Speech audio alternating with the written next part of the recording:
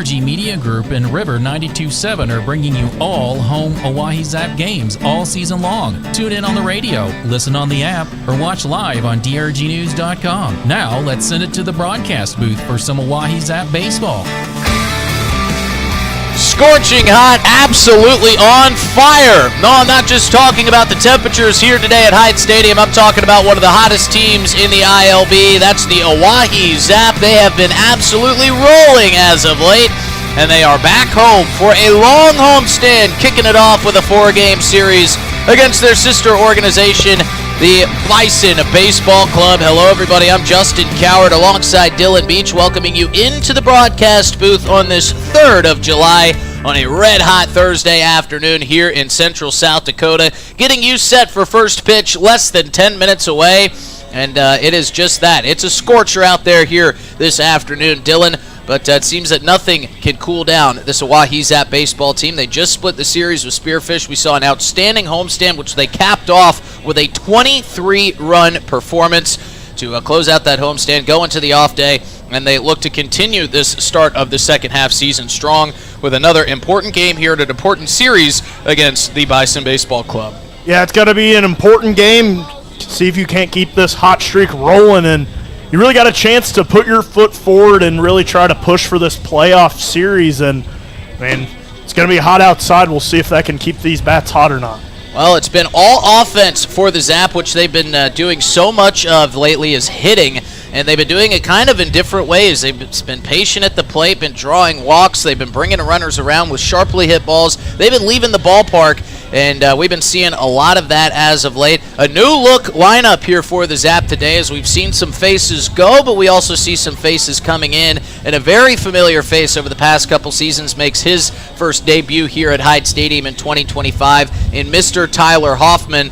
And what's interesting is, new guy to this year's team, but he's familiar with this organization, he's familiar with this ballpark, and that should bring some characteristics to this team that maybe they didn't have before, some familiarity with everything that's going on here as this team tries to make a playoff push. Yeah, you get your second, third-year returner back in Tyler Hoffman, and when Vince Polizzi's going to be gone for a couple of weeks and you're not going to have him for a few series, you're going to need to be able to have some leaders kind of step up and guide this team through that period. Well, you talk about the leadership that Vince Polizzi possesses, but it can't be understated enough how good he has been at the plate. We've seen 2 grand slams out of him. We've seen a couple more home runs. He's mixed in some extra base hits. That is a huge bat that's going to be missing out of this Zap lineup. Where do they pick it up on the back end without Polizzi there? Yeah, and it was a promising sign that game 1 out in Spearfish when the team really did put up a lot of runs without Polizzi in the lineup. He scored 9 in that game, and when you have guys like Ty Farwell really swinging a hot bat, he homered out in Spearfish. A lot of guys who may be primed for a step up with maybe some more at-bats with that DH or first base spot opening up. And we'll get you those starting lineups here momentarily. I want to talk a little bit about that Spearfish series, though. It's a far cry from what we saw here at Hyde Stadium. That team in Spearfish, when they were here a couple weeks ago, simply just flat out looked like a better team than the Oahe Zap. That was not the case on the road. Zap absolutely thumped them in Game 1, had a close one in Game 2. They actually carried a 1-run deficit into the 8th inning, but the Sasquatch offense was able to spread that thing out just a little bit more. But I think it's got to be said how much growth we've seen in this Oahe Zap team, both offensively and defensively, from the start of this season to this point of the season now. Yeah, I mean, you took that first game in dominant fashion. You were with them for a majority of the ball game. The next night, just that 8th inning didn't really go the way you wanted it from a pitching perspective. You had a chance to tie that game in the top of the 8th and really send it with some momentum to the bottom, but it just wasn't kind of your day in that 8th inning. But it was an impressive series kind of from a week ago when we saw that 7-game series to where we were in the last couple of games we saw. So we've turned the page on the month of June, and now we kick off our long homestand here in July. So let's look ahead a little bit at what's to come here this month as the Zap are trying to secure that second postseason position. They just wrapped up their first series of the month of July on the road in Spearfish, and then they're home for a while. They've got a 4-game set here against the Bison, which will take us through Sunday. They'll be off Monday and Tuesday, and then they welcome in Hastings for 3. That is going to be 1 game on Wednesday and then a doubleheader on the 10th. They'll back that up with a 4-game series against the Casper Spuds, and then they'll round that long homestand off with 3 games against the Fremont Moo. Aside from the Hastings series, a team that we saw come in here and pretty much dominate the Oahe Zap in a very odd one-game series, these all feel like games that the Oahe Zap should win, or I should say series that the Oahe Zap should win. And then it's going to be a really good measuring stick when you get 3 games against Hastings to kind of see where you are against some playoff-level talent. Yeah, it feels like a schedule in this second half that's maybe letting up a little bit compared to the start. You had a lot of your away games in the first half, and I mean, you're going to get to sleep in your own bed. You're going to get to stay in town, be in familiar territory versus some teams that you've proved that you can compete with.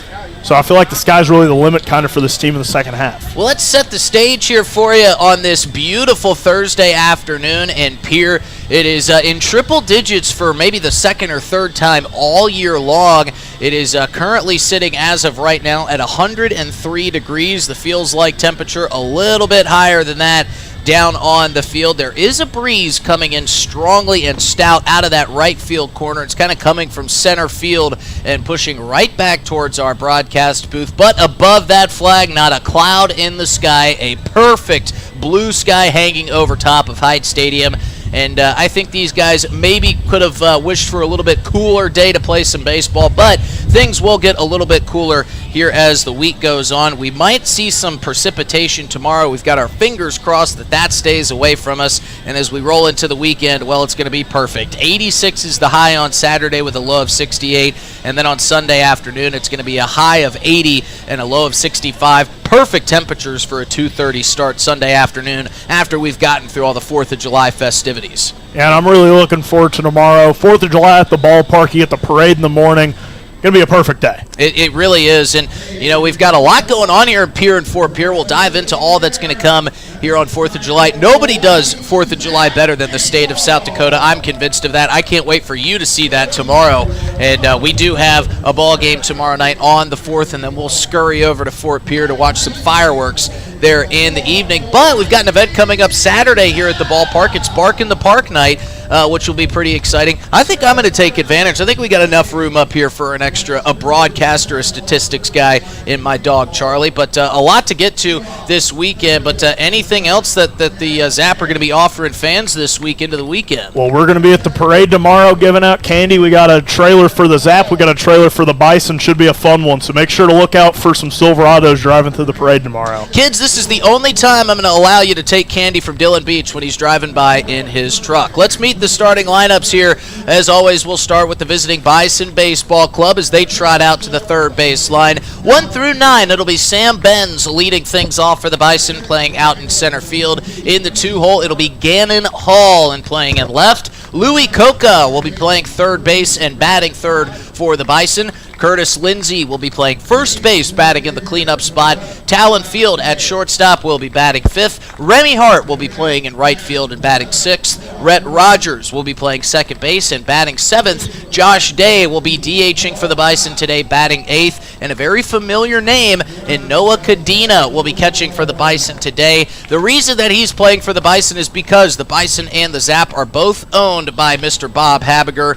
So they're a new team kind of coming into this league, but don't take them lightly. This is a very talented squad, and it's going to be a very exciting series. For the Oahe Zap, it's going to be Gavin Frazier back where we love to see him at shortstop. We've seen a lot of Jared Pugrad over there at short. He is going to be moved over to third. We'll get to him in a moment. Tyler Hoffman, that familiar face from years past, will be making his Hyde Stadium debut here in 2025, batting second and playing out in right field. Ty Farwell will be behind the dish this afternoon, batting third. Connor Hammonds will be playing first base, batting cleanup. Mason Lang will be DHing for the Zap, batting fifth. Caden Bazanski at second base will be batting sixth. Jared Pugrad, as we mentioned, will be playing over on the hot corner at third base. And batting seventh, Andrew Phillips, the speedy Andrew Phillips, will be in center field, batting eighth. And Emiliano Curiel, who has had a very hot bat lately, will be out in left and batting in the 9-hole. Without Vince Palizzi, it's still a pretty dangerous-looking lineup, Dylan.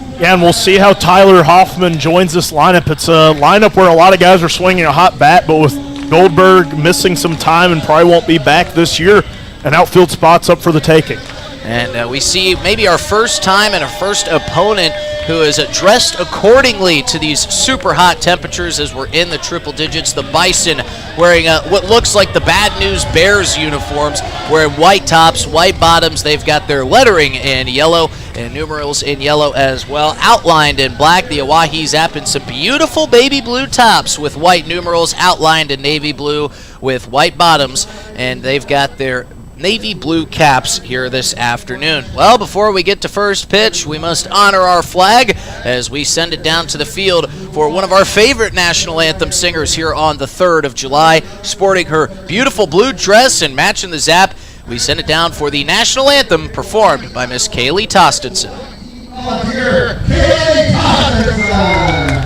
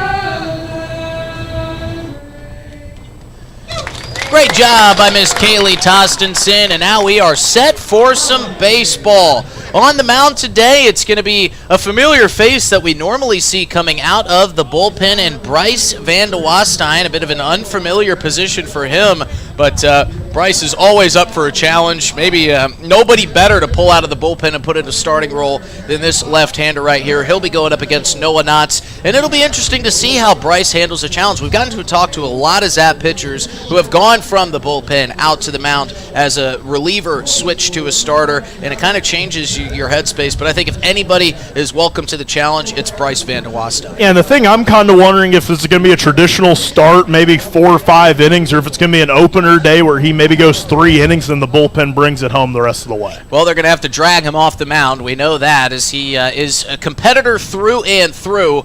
And we're excited to see if he can get the Zaps started off on this homestand here on the 3rd of July, 4th of July Eve. A lot of very festive American flag shirts and hats being worn here at the ballpark today. We see some jerseys down there as well, and maybe none more sporty than Bob Habiger, who is the owner, as we mentioned, of the Zap and the Bison, wearing his split middle jersey. He's got Zap on one side, Bison on the other. It's like, you know, when you got 2 kids in the NFL and you see their mom at the game wearing one side 49ers, one side Steelers. That's what Bob Habiger is rocking today. And you know what?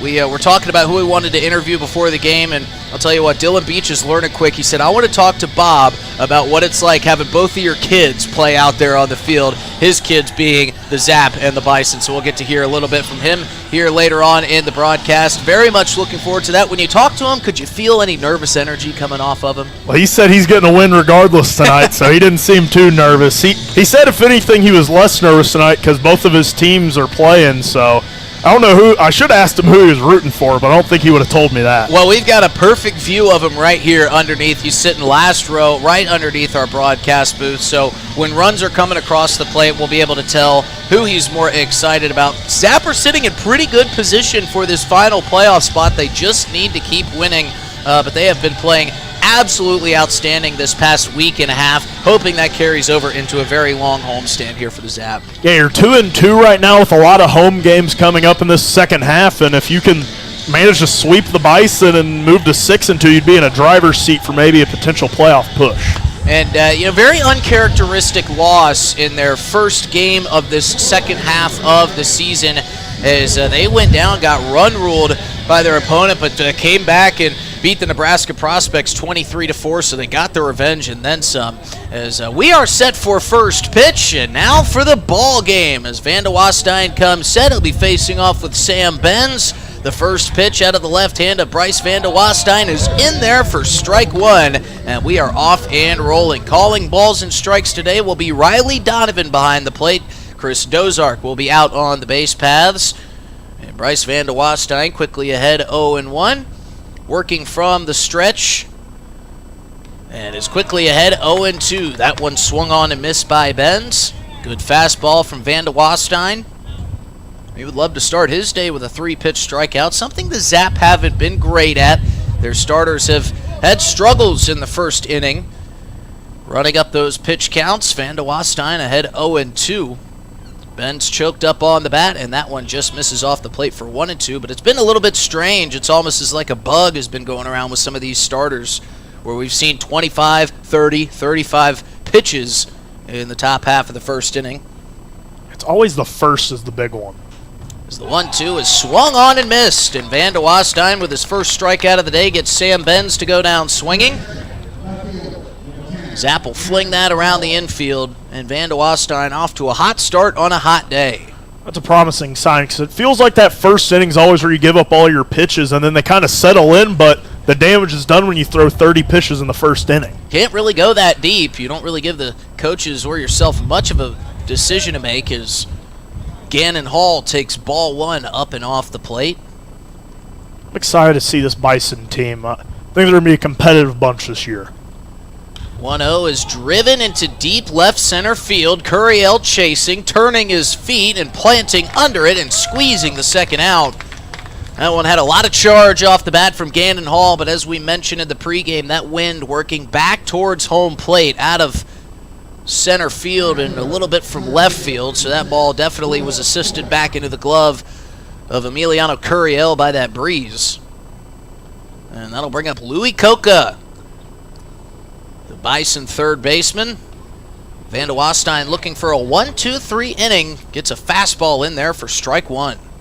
He is moving great right now. He's doing exactly what we were looking for, a quick and efficient top half of the first inning. He's got 2 outs. He's got an 0-1 count. That one misses just a bit high for ball one. So much going on this week into the weekend. It's essentially Friday now with 4th of July coming tomorrow. Here's the 1-1 from Van de Wastein. That one in there for strike two to Coca. I had completely lost track of my days. Someone told me it was the 4th tomorrow, and my jaw was pretty much on the floor. This week pretty much flew by very quickly. It was Wednesday before I knew it.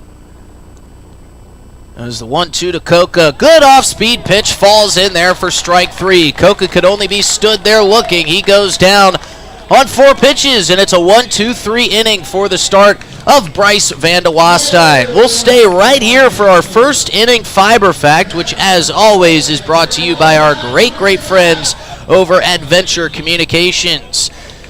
Did you know that uploading family photos, sending that huge work file, or anything else with some size can get slowed down with regular internet? Well, fiber optic internet gives you blazing fast upload speeds. You can share more, wait less, and get super speeds with Venture Communications. Big thanks to Venture Communications for sponsoring our first inning Fiber Fact. Those folks over there at Venture are doing outstanding work. You want to give them a call, shoot them an email, find them on their website. They will get you hooked up with fiber immediately. We'll get our first look here at Noah Knotts, a big right-hander who toes the rubber for the Bison Baseball Club, and hoping the Zap can pick up right where they left off the last time they were at Hyde Stadium. That was scoring 23 runs against the Nebraska Prospects. And in a game, we didn't need to see any more runs, but it sure felt like the Zap could have scored more than just that 23. They had guys rounding the bases all afternoon long and started holding guys up at third when it got to a point.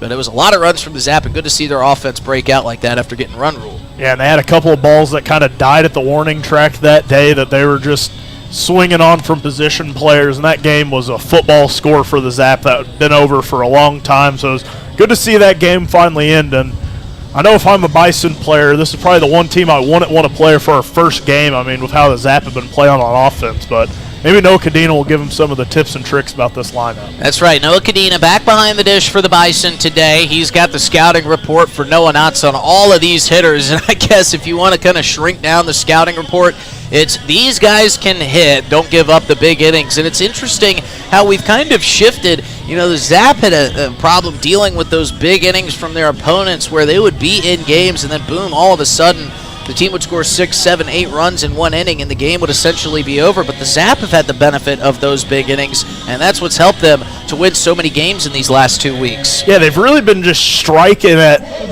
just the right time, it kind of feels like. They get punched first, and then they're the ones responding with these big innings, which is just a nice refresh from what we had been seeing in the first half. And that's a great point, because one of the big issues for the Zap was putting runners in scoring position, getting guys on base, but not being able to bring them home.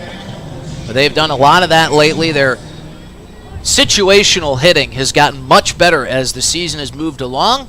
Big part of that has been Gavin Frazier, who had maybe the game of his career against the Prospects before they hit the road for Spearfish. That one will miss down and away for Knotts for ball 1. What did Gavin go, 5 for 5 that afternoon? 5 for 6, I think, reaching on an error for the 6th or something.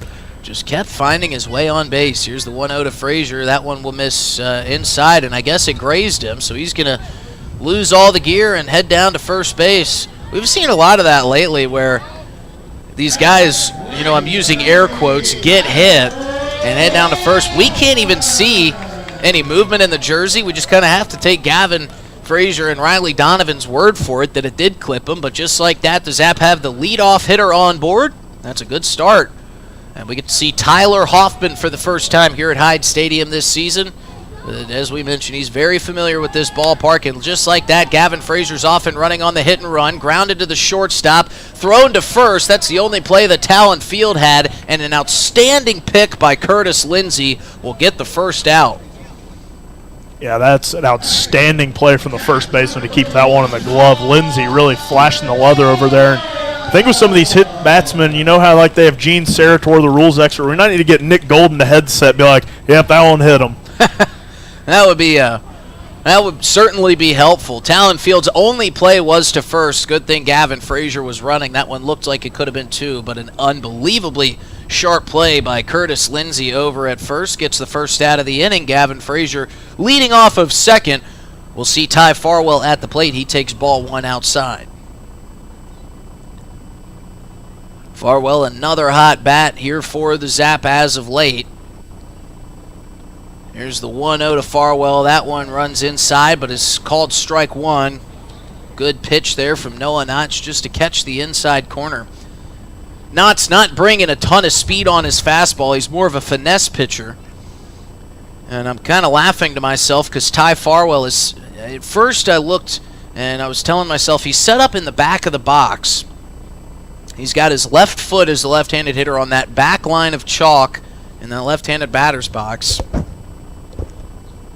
But his legs are just so long that he's pretty much set up on the back line and the front line of chalk as he chops this one to Lindsey, and that's going to take a interesting hop right over the glove of Lindsey, bounce into the right field corner, and now that'll score Gavin Frazier. So Ty Farwell on what will certainly be ruled an error reaches first base. Gavin Frazier running on contact, rounded third, saw the errant bounce and took home plate. So the Zap just like that lead 1-0 here in the bottom of the first inning. Tough play for Curtis Lindsey to make, as that one took a couple really interesting hops, and then that last one just found its way over the left-handed glove of Curtis Lindsey. So Ty Farwell will take the error, take first base. Yeah, if you're the Zap, you'll take him however you can get him. That'll bring up Connor Hammonds. I struggle to say Connor Hammonds is one of the newer Zap players. I feel like he's pretty much kind of blended in and become a pretty casual part of this lineup. He takes ball 1 down low. He got thrown into the fire early. He's already had plenty of game time with this team. He's a vet at this point in the season. Hammonds never gets too high, never gets too low, as he fouls this one sharply down the third baseline foul. Jamie Habiger, the third base coach for the Zap, thought about making a play, but with no glove, he thought better of it. That one was going to leave a mark if he did. So now Hammonds has an even count, 1-1. Farwell with a short lead off of first base. Knott's taking a couple peeks over. The off-speed pitch runs behind Hammonds, and what a play by Codina to save that one from getting to the backstop. I was going to say that's one of the better plays we've seen Codina make in a Zap uniform, but he's making it in a Bison uniform tonight. That was miraculous from behind the plate. Yeah, and if you're wondering why Codina is playing for the Bison, here's the 1-1 misses high for a 2-1 count. This Bison team is young. They just kind of got brought together, but they've got a ton of talent.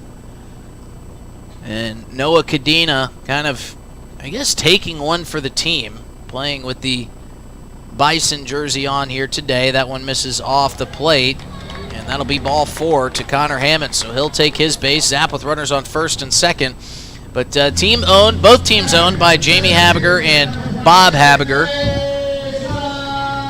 And Bob has expressed his interest in moving this team into Watertown, where they kind of want to play their baseball solidified. We'll get to more of what Bob had to say about that in Dylan's interview with him. That'll bring up Mason Lang to the plate, today's DH for the Zap. But Codina, a team player, happy to play wherever anybody needs him. Farwell's going to be off and running for second base. So is Hammonds down to second. Ty Farwell was running to third. Hammonds was stealing second. Codina decided to throw after Hammonds, and he got him with a beautiful throw. I don't think Hammonds thought that ball was coming down to second. So a late slide, and he wasn't able to get under the tag. Farwell will move to third, and now we'll see if Mason Lang, with 2 outs, can bring him home with something the Zap have done so well lately, and that's 2-out hitting. Big swing and a miss for strike 1. Good pitch from Noah Knotts running down into the cleat area of Mason Lang. He couldn't get his bat low and in enough to make contact with it.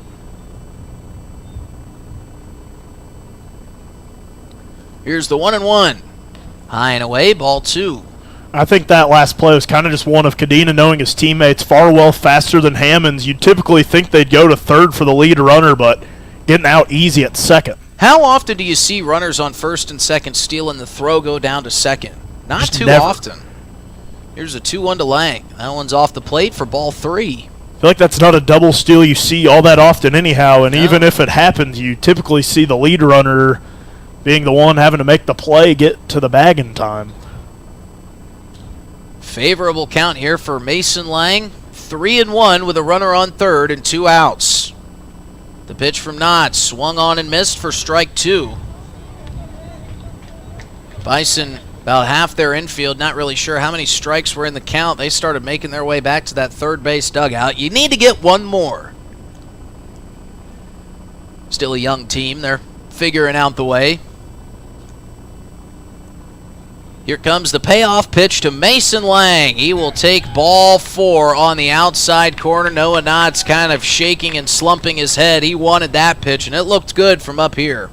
Yeah, that one I think could have went either way, but I was definitely leaning towards the pitcher getting a strike there, but the Zap will take it. And I wish we could see this Bison team another time this year, see how they kind of grow as the year goes on. I mean, this is a team that last year had some exciting players. They had Nick Golden, who's now on the Zap, so it's definitely a young team who's still trying to build a roster, but should be a fun one to watch.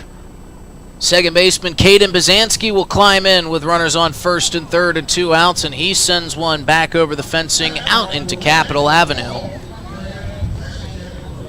Yeah, and you know what, Dylan? I have to imagine that with this 4-game series, we'll probably see growth between games 1 and 4 from this Bison team.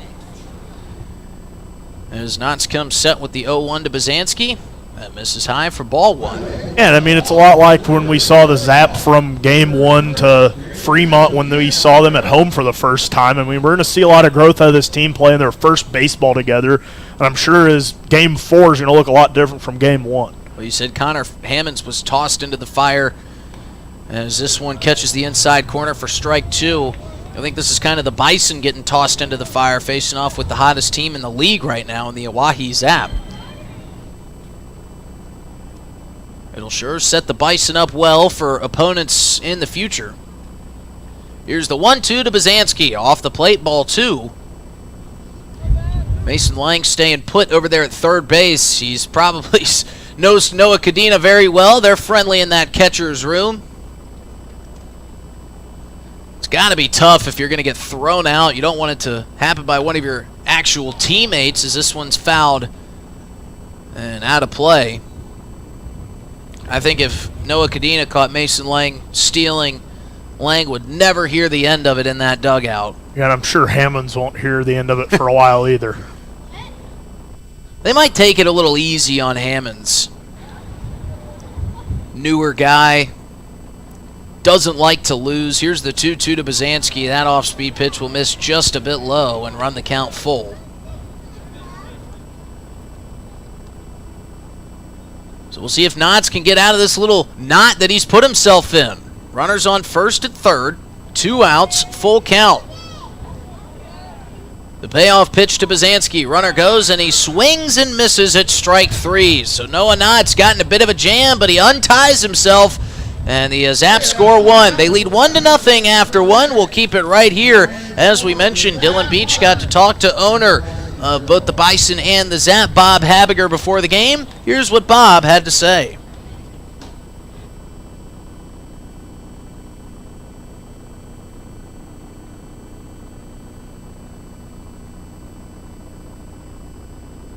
Looking for happenings in Central South Dakota? The Pierre Area Chamber of Commerce Community Calendar is your go-to for all the latest events. From entertainment to local benefits, community activities, and more, there's something for everyone. Email your event to contactchamber@pierre.org and it will be listed on the weekly calendar. To view the calendar, go to www.pierre.org. Let's celebrate together in the heart of South Dakota. The Pierre Area Chamber of Commerce, connecting our community one event at a time.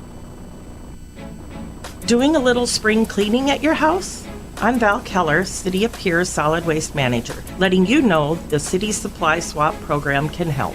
We'll recycle cleaning supplies, paint, and other household chemicals you don't want anymore. Plus, you're free to take any products other people dropped off for recycling. The swap program helps our customers and keeps things out of our landfill. Supplies we accept include stains and sealers, pesticides, pool chemicals, typical cleaning agents, as well as oil-based paint, latex paint, and spray paint. For additional information, call 605-773-7434. Again, that's 773-7434 for more information about recycling your household supplies and paint. Let the City of Pierre help you get your home and garage cleared out and cleaned up for the summer months. This public service message is brought to you by the radio stations of the DRG Media Group in Pierre. Back here at Hyde Stadium, and we know you're just itching to hear that Bob Habiger interview, so we're going to make you wait a little bit longer for it. Some technical issues rolling here a little bit at Hyde Stadium, but We call that a cliffhanger. yeah, I mean, we're just keeping you on the edge of your seat. I mean, we're going to get him in the broadcast booth, so we're going to make you wait for that too. I just lobbed it right up. That was a perfect setup, just like I had practiced in the mirror before the game. And then those technical difficulties had to come and bite us. It always happens at the worst times, but we'll see if the Zap can keep the good times rolling as they lead 1-0 here early in the top of the second as the 4-5-6 due up for the Bison Baseball Club as Bryce Van de Wasstein settles back in. Let's see if he can continue that great start that we saw in the top half of the first. He had a quick inning. That one in there for a strike was a 10-pitch first for Bryce Van de Wasstein. Already 2 strikeouts as he's got his family back in town, and he sure is pitching like it. Heading the count 0-1. The offering here to Lindsay. Fired in, fouled. Gotta keep your head on a swivel over there in the on-deck circle. My goodness. Talon Field having a hop and skip out of the way of that foul ball. He was lucky to get out of the way of that one. Sure that one was just blazed at him and looking acrobatic over there, trying to get out of the way of that one. And Wallstein ahead in the count 0-2, trying to get his third strikeout of the day. Sets, fires that one off the plate for ball one. Sure is fun to watch Bryce pitch, just as competitive as he is. He can just be dealing and pumping and getting strikeouts left and right, but he can just miss one pitch and it looks like he just lost the game. You know, he's just so competitive with himself, and it's really exactly what the Zap needs out of that pin. That one misses low, and he is a fiery competitor. We see him every day in those tug-of-wars trying to win. I think he finally lost one last game, but man, he's always competitive, or he's always competing. It's not just what happens on the diamond, it's what happens outside the chalk too. 2-2, that one checked into play. Pugrad charging, firing across the diamond in time to Hammonds. There's a bit of a weird swing there from Lindsay. Didn't want to swing it, he was trying to check it, but kind of a half-swing bunt to Pugrad, and he had to charge hard to make that play. Nice play by Pugrad. He kind of got assisted there by Curtis Lindsay, and you almost feel a little bit bad for Lindsay because, like you said, he didn't want to swing, and it took him a little bit to realize that that ball actually ended up in play. He wasn't able to get out of the batter's box quick enough to beat out that throw from Pugrad, but nice play over there by Pugrad, charging and delivering a perfect throw. And Wallstein fires a first pitch ball, and feels like the first time we've seen Van de Wallstein behind in the count already in this game. Has been moving extremely quick. Maybe he's got a fireworks show to get to tonight. The 1-0 fouled off. And it's going to be an exciting weekend in Pierce, South Dakota. I'm excited to see how you guys do the 4th of July. I come from an area that really takes the 4th seriously. My family every year thunder over Martinsburg as the 1-1 from Van de Wallstein, that one fouled into the fencing. We don't take it lightly here, that's for sure. I'm ready to see this parade, man. I am excited for that tomorrow. It is. It's a lot of people. It's the perfect small town feel. Everybody in the town makes it out for the parade. 1-2 from Van de Wallstein. Swung on, driven to center field. Phillips playing shallow, making the play, falling to the ground, made that one look nothing but routine, but still making the play for the second out of the inning. You know, he was playing incredibly shallow. I haven't seen a center fielder for any of these opponents or for the Zap play as shallow as Andrew Phillips was, but he had that scouted perfectly because if he was playing any deeper, that drops in for a base hit. I mean, I've seen some post-8 and high school guys playing deeper than that, and I mean, we haven't seen him get that close with how fast he is as that one swung on and missed for strike one. He can really make up for a lot of ground with his speed out there in center, but he's still playing relatively shallow here on Remy Hart. Remy's a power hitter. Hopefully one doesn't get its way behind Phillips. 0-1 to Hart in there for strike two. And it is just going to be a fun 4th of July weekend. We got Bark at the Park on Saturday. Got all the 4th of July festivities tomorrow. It is just going to be a fun time to be in South Dakota. 0-2 from Van de Wallstein. Just misses. He really wanted that one. You can see it on his face. He's got that $1 million smile, but sometimes it's a kind of a little grin or a menace or a mince, if you will. 1-2 misses outside for ball two. A wince, I should say, where he shows that teeth. He just really wants a call. Loves to get those strikeouts. Always gives such a great reaction when he gets off the mound and the end of the inning. We always see him heel click every time he takes the field. So he comes set for the 2-2. That one fired on, swung and missed for the third out of the inning. Van de Wallstein, his third K of the day. The Zap lead 1-0. We'll be right back here on River 92.7. Thinking of travel? Pierre Regional Airport offers non-stop flights to Denver. Starting August 1st, book your destination at United.com.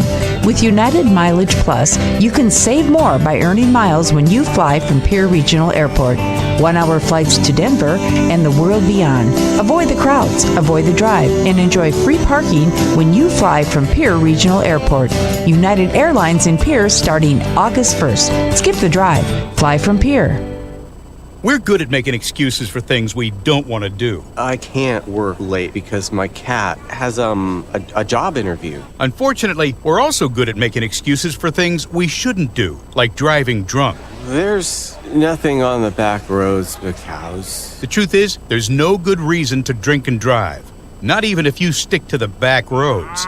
If you drink, don't drive. No excuses. Brought to you by the South Dakota Office of Highway Safety, South Dakota Broadcasters Association, and this station. If you're interested in becoming a valued sponsor of an Oahe Zap broadcast, you can contact us for more information at sports@dakotaradiogroup.com or call us at 605-224-8686. Hey Zap baseball fans, it's Justin Cowart. If you're interested in a podcast that's sports and only sports, you need to check out Players Perspective. I have athletes and coaches from the South Dakota area and across the country, from the high school all the way up to the professional level. Come on and tell stories of their biggest and best moments of their athletic careers. If it's sports, you bet we cover it on Players Perspective Podcast, sponsored by Avera. You can find it wherever you find podcasts by searching DRG Media Group or on drgnews.com. Now, back to myself and Dylan Beach in the broadcast booth for some more Zap Baseball. Thank you as always, Justin. You are welcome, sir. Was another fun episode this week, as I just can't get enough of Players Perspective. We sponsored by Avera Health, which we see out past the Boys and Girls Club of the Capital area and left. Part of this beautiful backdrop we have at Hyde Stadium as Pugrad comes to the plate. That one in there for strike one. He thought that one was low, but the umpire, Riley Donovan, not agreeing. And I have some bad news for you, Dylan, after this next pitch that I have to break to you on the air. Oh, no. Hope my dog's all right. The 0-1, that one misses low. The dog is fine. However, I was coming back from the gym earlier this afternoon to go back, get showered up, and head over to the ballpark. And, well, I got held up by the train. So I think it has made its pass by here this afternoon. 1-1 to Pugrad. That one drilled towards the third baseman. Made a good pick, firing across the mound. Gets through the glove of Lindsay. And Pugrad's going to head for second. Coca made a good play over there at third to keep it in the glove, but in the transition, he couldn't get it out of his glove in time and then fired across the mound low and just couldn't get it over to Lindsay in time. He might have had that thing stuck in the webbing. Pugrad hit it so hard. An outstanding pick by Coca over there on the hot corner. Just an all-star play, but it just couldn't get it out in time. And when that happens, your internal clock speeds up. You think you've got to fire it over faster than you originally did, and it made for an incredibly tough play for Lindsay to make. But Pugrad, with his heads up, running quickly, was able to round first and make his way to second. Good start again for the Zap here in the bottom of the second. Pugrad on second. Andrew Phillips at the plate. He watches that one low, and that one gets away from Cadena. So Pugrad will take third. I could not believe that ball didn't get through the glove of Coca. And I really thought Pugrad was going to get extra bases on it, and he ended up getting extra bases on the error on the throw. And just like that, now he's at third with maybe a bunt potential here from Phillips, but I'm sure with a 1-0 count, he's wanting to swing it.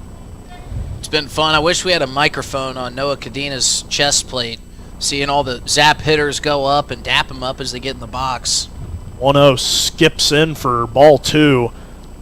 Good block there from Cadena to keep that one in front of him. Sure was, and it saved a run there from Pugrad, who was starting to charge down the line, but saw Cadena make the block, thought better of it. We have a substitute third base coach, Coach Skelton out there instead of Coach Habiger. Maybe swapping out, getting the sun on him today. The 2-0 drilled by Phillips towards the gap, charging under it. That one deep enough for Pugrad to tag, and the throw is wild into the backstop. Just a bit outside. That one was just a bit off from Remy Hart. He settled under it nicely and right, and was kind of going to be an interesting one. They sent Pugrad. It didn't seem like a very deep ball, but throw was just a bit errant. Well, it was going to take a very powerful throw from Remy Hart to get Pugrad, a fast runner, out tagging from third. He put a lot of power into it. He just kept it a little bit too high. I think he had all the power, but just the control of it, maybe it's kind of like when we were talking to Jackson Cornett, the power versus control aspect. I mean, he really launched that from right, but he let it go. He just didn't really know where it was going. Curiel to the plate, and that one runs in, and for ball one. So I was a little confused there. It looked like Curiel would kind of wore it, but it was in the glove of Cadena. It looked like he wore that one more than Gavin Frazier wore his earlier. 1-0 to Curiel, swung on a miss for strike one. Curiel doubled in that second game out in Spearfish, has really started to catch fire. One of the newest Loris Dewhawks, part of 3 Zap players going there next season. As 1-1 here to Curiel, driven the other way. That one going to slice fair. This one's going to be extra bases for Curiel. Trots into second with a 1-out double. An impressive piece of hitting there from Curiel. Yeah, it sure was. Got out in front of that and kind of curled it down the left field line. Dropped it in one of the deeper parts of the ballpark to get to for a outfielder. And Curiel with great speed and 1 out, putting himself back in scoring position again. Yeah, and with that big gap 383 out there in left center, you've got to shade a lot over as that left fielder, and that was going to be a hard play to make to keep that one as a single, but an impressive play there from Curiel as it brings Gavin Frazier to the plate. Back to the top of the lineup. They've seen Knotts now through once. They try to pick Curiel off. I think that one hit him. It did. I think that was the only thing keeping it out of center field, was his body getting in the way of it. As you see Talon Field kind of pat him on the back, check if he's all right. Curiel, a tough guy. Don't think he'll react to that one. We've seen him get hit with some pitches that were a lot harder than that pickoff move. As Curiel at second, 1 away. Gavin Frazier at the plate. The 0-0 offering misses high for ball one. Noah Knotts trying to work his way out of this jam here early. Was a big pitch first inning. 24 pitches to get 3 outs in the first. So that's what Van de Walstein sits at through 2. The 1-0 here to Frazier. Chopped towards that shortstop Fields, firing over to Lindsay in time. Frazier, soft grounder over to Fields, making a routine play there for the second out of the inning.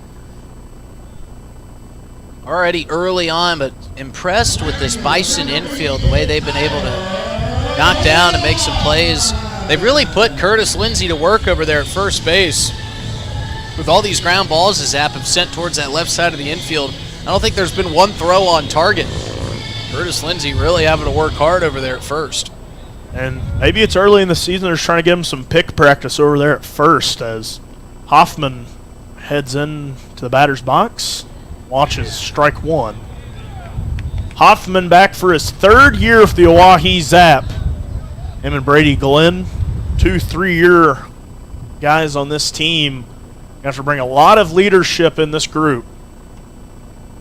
As Hoffman awaits the 0-1. Curiel on second, 2 away. That one misses off the plate for ball one. Hoffman trying to get off to a hot start. Second half guy this year. Zap fans will only get to see him for about 25 games. As the 1-1 slobbered towards right, drifting foul. As right fielder Remy Hart running out of room there, unable to make the grab. This would be good for Hoffman, too, to kind of ease himself into this lineup and into this second half of the season, which is kind of the start of the season for him with 2 outs and a runner on second. You think he knows how good the Zap have been with 2 outs thus far this season?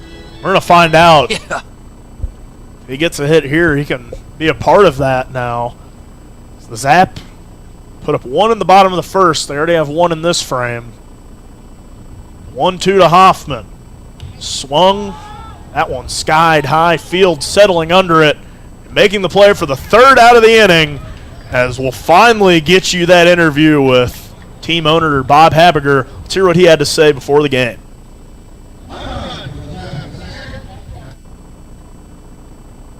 Dylan Beach here with the Oahe Zap here with team owner Bob Habiger.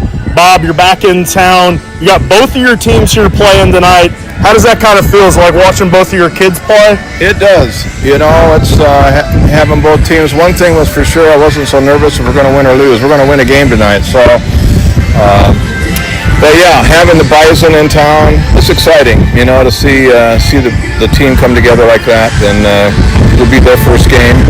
So we'll see how we do. It's the 4th of July series this week. What's your message to any fans at home who are maybe on the fence about spending their 4th with the Zap? Spend your 4th with the Zap. Come on down. We've got some great people working down here. The interns are great. Our on-field host. You know, it's just exciting.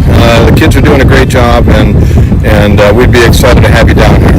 Well, we got to get you on the broadcast booth sometime this week, Bob, for your 2 teams. Thank you for the time. Okay, Dylan. Good job. Breezy down there, and what a sales pitch by Bob Habiger. He asked him, what's your message to the fans that want to come out and spend their 4th with the Zap? Come on out and spend your 4th with the Zap, says Bob Habiger. You better do it. You better listen to the man. I mean, it is going to be a great weekend at the ballpark, and if you don't, man, he's only in town so often. This is your chance to come meet Bob Habiger. Shake his hand. He's got one great handshake, great family. He does. And, you know, he's always a fun conversation. He always got a smile on his face. And he's certainly got a smile on his face here this afternoon as we head to the top of the 3rd inning. Zapper leading 2-0, and Bryce Vandewastein back out on the bump for Oahe. He has had 2 great frames in the top of the 1st and the top of the 2nd. Yeah, it has been a quick start for Vandewastein, and Bob Habiger maybe doing his best Mama Kelsey impersonation, maybe going to go comfort the other team that doesn't win tonight, but it's got to be fun to see both your ball clubs play each other. Well, it was fun to see Bryce's father, Jamie Vandewastein, make his way up to the broadcast booth before the game. You know, he heard Gavin Frazier's mom dropped off some delicious Canadian snacks, and he said, you guys started something, and he came with a bag in his hand. We'll dive into what Jamie was kind enough to bring us, as this one's fouled off back the other way over the broadcast booth for strike 1.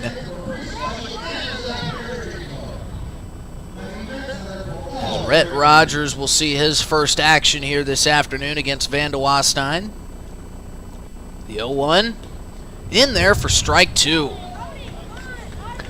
Now, Jamie Vandewastein, as we mentioned, Bryce's father, brought us a very delicious looking bag of some family recipe cinnamon buns.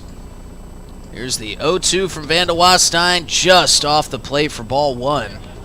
And this is a recipe that goes back ages in the Vandewastein family. It wasn't Jamie's father, it was Jamie's it wasn't Jamie's mother, it was Jamie's grandmother. As this 1-2 just missing off the plate for ball 2. It's Jamie's grandmother who actually fashioned this recipe and passed it down generations. And it was funny, we were asking Jamie, who's next? Who's going to take over the recipe? He said, I think Bryce is going to do it. Or at least we hope. And that is in there for strike 3 as Rogers goes down looking. Bryce Vandewastein with another strikeout. That's his 4th of the day, says Dylan Beach. And he is pumping. And he is just getting some of them going down looking. They can't believe how good he's pitching out on the mound. 29 pitches for Vandewastein, setting himself up to go maybe deeper than he has all season. That'll bring up Josh Day. Josh Day fists one back towards second base. Fielded on one hop by Caden Bazanski and fired to Hammonds at first for the 2nd out. Now, that's pretty efficient pitching right there for Bryce Vandewastein. 1 pitch for the 2nd out. And that's his 30th pitch of the ball game. And, you know, you said we might see kind of a bullpen day where we see him go 3 innings and then see somebody else come in. There's no way that Jamie Habiger can pull him out after this start that he's had. I think you need a rocket ship to pull him off the mound right now. you would have to have the entire team in a tug of war versus only Bryce Van de Wastein to get him off the bump as he fires a first pitch strike to Noah Cadena, and he's got a wry smile on as he gets his teammate swinging at his first off-speed pitch. 0-1 to the Zap now Bison catcher Noah Cadena. That one is grounded sharply to shortstop. Gavin Frazier's got it on one hop, fires to first, picked by Hammonds, and another 1-2-3 inning for Bryce Van de Wastein. We're going to step away and dive into these family recipe cinnamon buns after this break with the bottom of the third inning. Zap lead 2-0 here at Hyde Stadium. Hey, it's your phone talking. Yeah, your phone. You know, that thing you're constantly picking up and poking around. Listen, when you're behind the wheel, would you please give me a break? You'll have plenty of time for your TikToks and, I don't know, texting your friends after you put it in park. Distracted driving, friend. No joke. One quick text or social media peek can cause a crash. And hey, I don't want any part of that. You got someplace to be. And trust me, I'll enjoy the downtime. Brought to you by the South Dakota Office of Highway Safety and its station. Dunes Golf is celebrating their 30th anniversary this summer. They look forward to seeing old friends and new acquaintances on the driving range and on the course throughout the summer. Play 9 or 18 holes, pay by the round, save with a punch card, or become a member for unlimited play. Dunes Golf is a great location for group outings or a summer play day. Call 605-223-2525 or see golfdunes.com. Just 1 mile north of Fort Pierre on Highway 1806. Dunes Golf. Thinking of travel? Pierre Regional Airport offers nonstop flights from Pierre to Denver. From there, you can fly anywhere. Book to your destination and check bags through on United, Delta, or American Airlines. 1-hour flights on 50-passenger jets to Denver, then connecting to your destination. Save travel time and money, avoid the crowds, and free parking when you fly from Pierre Regional Airport. Skip the drive. Fly from Pierre Regional Airport. Looking for happenings in Central South Dakota? The Pierre Area Chamber of Commerce Community Calendar is your go-to for all the latest events. From entertainment to local benefits, community activities, and more, there's something for everyone. Email your event to contactchamber@pierre.org and it will be listed on the weekly calendar. To view the calendar, go to www.pierre.org. Let's celebrate together in the heart of South Dakota. The Pierre Area Chamber of Commerce, connecting our community one event at a time. Zap leading 2-0 as we head to the bottom of the third here at Hyde Stadium. And it'll be Ty Farwell leading off. And this newest Bison team, a part of this kind of Zap organization family, almost the little brother of this team, has got some new merchandise here as they're going to kind of grow some Bison fans here in the state. They've got great merch. I have a Bison sticker as the first pitch to Farwell bounces in there and hits him on the bounce, so he'll take first. And they are selling shirts for $15. You can get a hat for $20 and a hoodie for $25. You know how expensive merchandise gets these days. That's basically a discounted price. An outstanding steal. If you come on Merch Monday, it'll be even cheaper. It'll be even cheaper if you come on Merch Monday. No game on Monday. But you can show up. Maybe Dylan will be cleaning some stuff up and can get you a couple. Might be here working a post-8 game or something. Yeah, you never know. But, man, the merch, the color scheme, everything is just aesthetically pleasing as Farwell leads off of first, and that pitch is up and in to Connor Hammonds for ball one. They even got some retro Laramie City, Gym City Bison merch out there. I mean, they've truly got it all. And it is here for purchase at Hyde Stadium. Zap looking to add on to this 2-run lead here in the bottom of the third. Hammonds with a swing and a foul tip. It'll bounce its way over to the third base and visiting dugout. Hot one today, and I see the Bolt is getting geared up to race his next competitor, and he's going to be wearing the Meta glasses today. Here's the 1-1 to Hammonds. That one bounces in for ball two. He's racing on-field host Brooks Cartwright's dad tonight. Well, we saw Wyatt Gladew's dad just blow him out of the water. He wasn't too happy about that loss, so maybe he can channel some of that anger and use it to win today. Here's a shot up the middle. That one's going to be cut off by the shortstop. To second for one. On to first for the second out. What a double play by the middle infield. Talon Field kind of catching a rocket coming up the middle with a soft toss to Rhett Rogers, and Rogers was able to turn it. And again, Curtis Lindsay having to get to work over there at first base, making a gorgeous pick and stretching out to complete the double play. He is going to be fully loosened up by the game 4 because he is having to make some stretches over there at first. Well, he came into the broadcast booth, which kind of doubles as the training room here at Hyde Stadium, and got taped up. And good thing he did, because he is busy over there at first here this afternoon. The first pitch to Mason Lang is off the plate for ball 1. We're going to need to see if the bolt got stretched out today, because he hurt his wrist running into the fence against White Gladew's dad. We'll see if that injury's still bothering him today. Here's the 1-0 to Lang. That bounces in for ball 2. Yeah, for all the folks listening at home, they think this Beat the Bolt is just some casual run in the park. No, we got injuries taking place out there. It's an intense race. He was trying to kind of reach over the finish line, and he couldn't throw on the brakes quick enough. He ran into the outfield wall. There's a lot of pride on the line with these Beat the Bolt runs.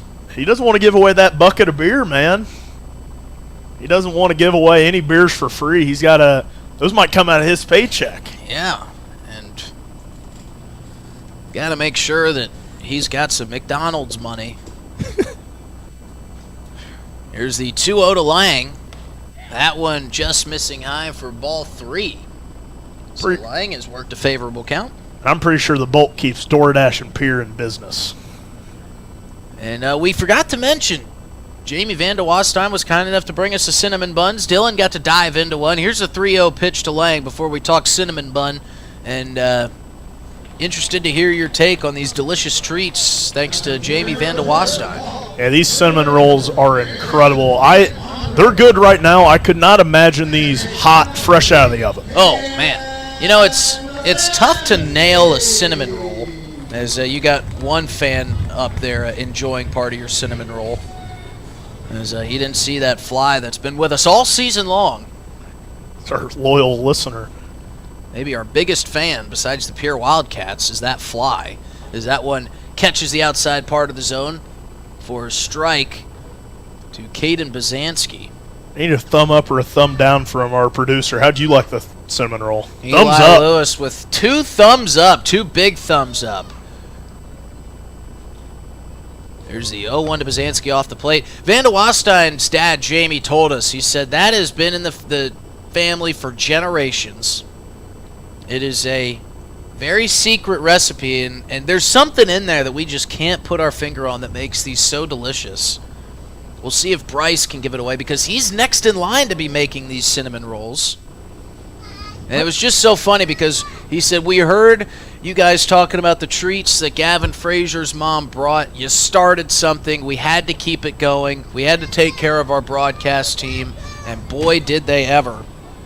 Well, if they bake anything like how Bryce Van de Wastein pitches, it might be the passion. It might be the unbridled enthusiasm. That one catches the outside corner for strike 2. And I must say, Jamie Van de Wastein, I know you're here at the game, so you're probably not listening. Maybe he's going to go back and listen, or maybe somebody else in the family can let him know. He pitched a perfect game with these cinnamon rolls. These are absolutely fantastic. Here's the 1-2 to Bazansky. Shot the other way. What a play by Coca. Fires to first. An all-tournament, all-world play from Louis Coca over there at third, making the snag and completing it with the throw. Retires the side. Tell you what, this Bison infield is flashing some leather here at Hyde Stadium. Zap still out in front, 2-0, as we will stay right here for the Beat the Bolt, one of the most electric events that they run here at Hyde Stadium. As we'll direct our cameras down into the corner, and for all those listening on the radio, we'll give you the play-by-play. As whose father was this today? Brooks Cartwright. Oh, man. I'd love to talk to Brooks Cartwright's dad and just pick his brain for a couple minutes. One of the biggest Arkansas fans you will ever meet. Bet we could get a couple snorts out of him. I'm sure he's a big Sam Pittman guy. Maybe not. Who knows? Mr. Cartwright is off and shuffling. as he makes his way towards the first light pole, and here comes the Bolt.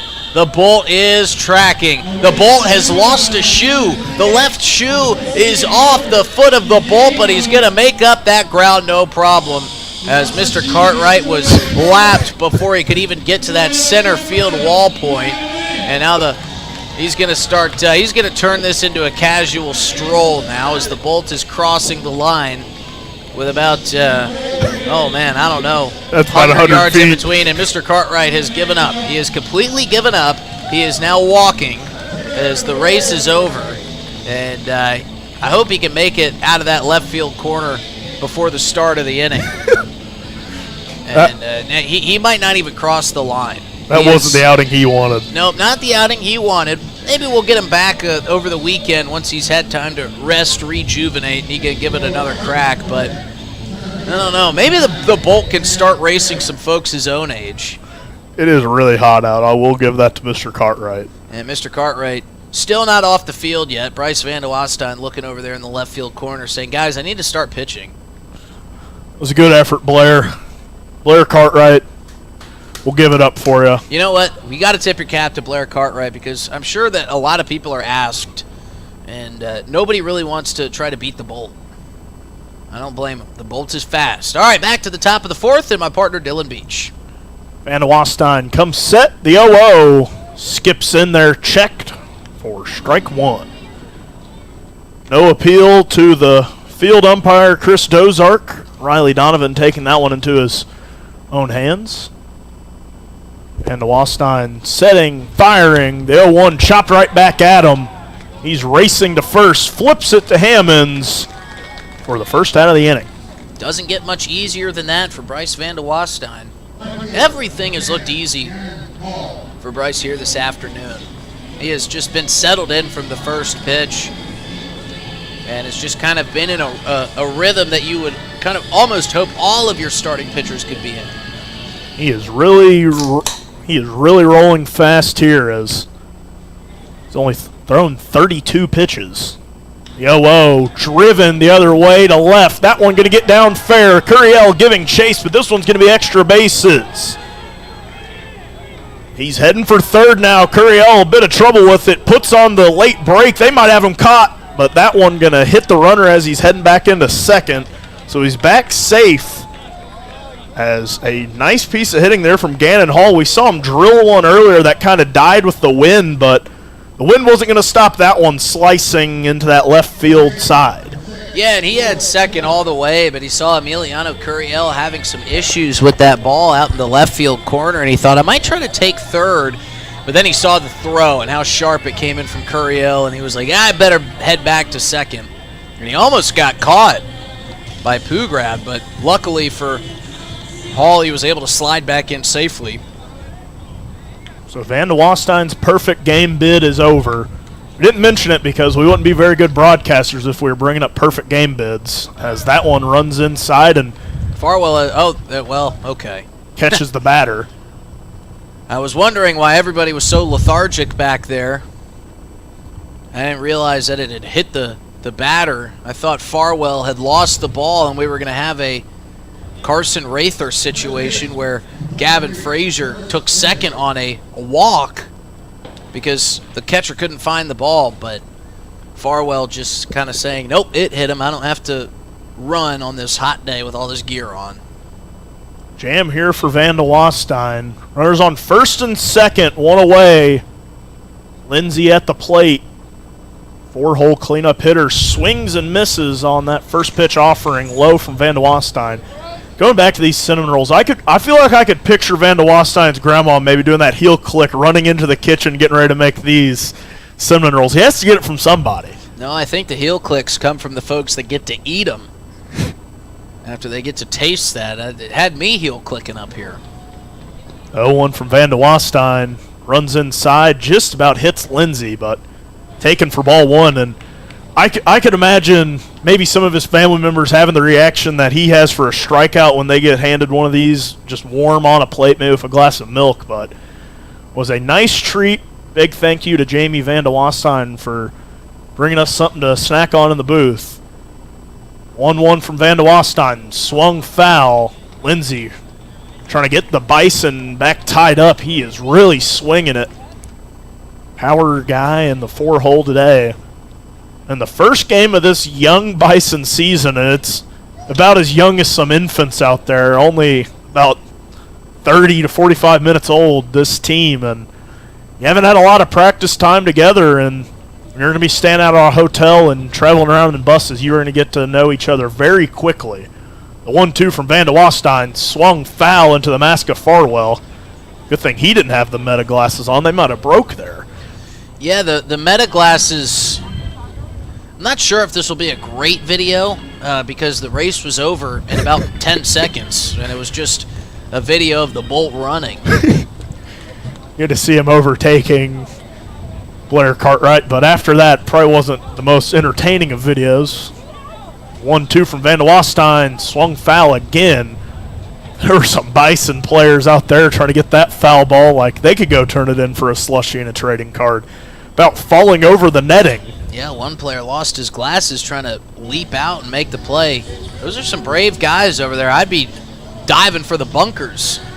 I'd be taking cover, not jumping out of my cover. Especially when it's off the bat of Curtis Lindsey. He can really put a charge into it. See if he can do it here. The third straight 1-2. Swung on and missed. And Wastein gets his 5th strikeout of the day. And he's not out of it now, but it's been interesting because Van de Wastein has been kind of pitching so carefree and so out of trouble through these first 3 innings. And now with one base hit and then the next pitch you hit a batter, you had one out before Lindsey struck out. It was like, wow, this jam just kind of formulated all at once. Really happened in an instant for Van de Wastein. That one sliced foul. A lot under that one down that third base line as Talon Field maybe giving Jared Pugrat a scare. Gave me a scare. That one was very close to staying fair, and with some speed on the base paths and 2 outs, certainly would have scored 1 run. And with a fast runner and Louis Coca over there at first, could have scored 2 had it stayed fair. I scared Bison head coach Trey Martin. That one was heading right for him. 0-1 from Van de Wastein. Runners on first and second. That one misses off the plate.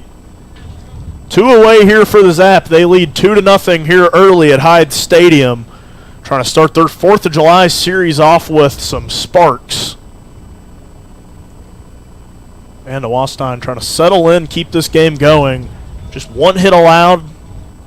That hit batsman, the first free pass he's given. That one misses off the plate.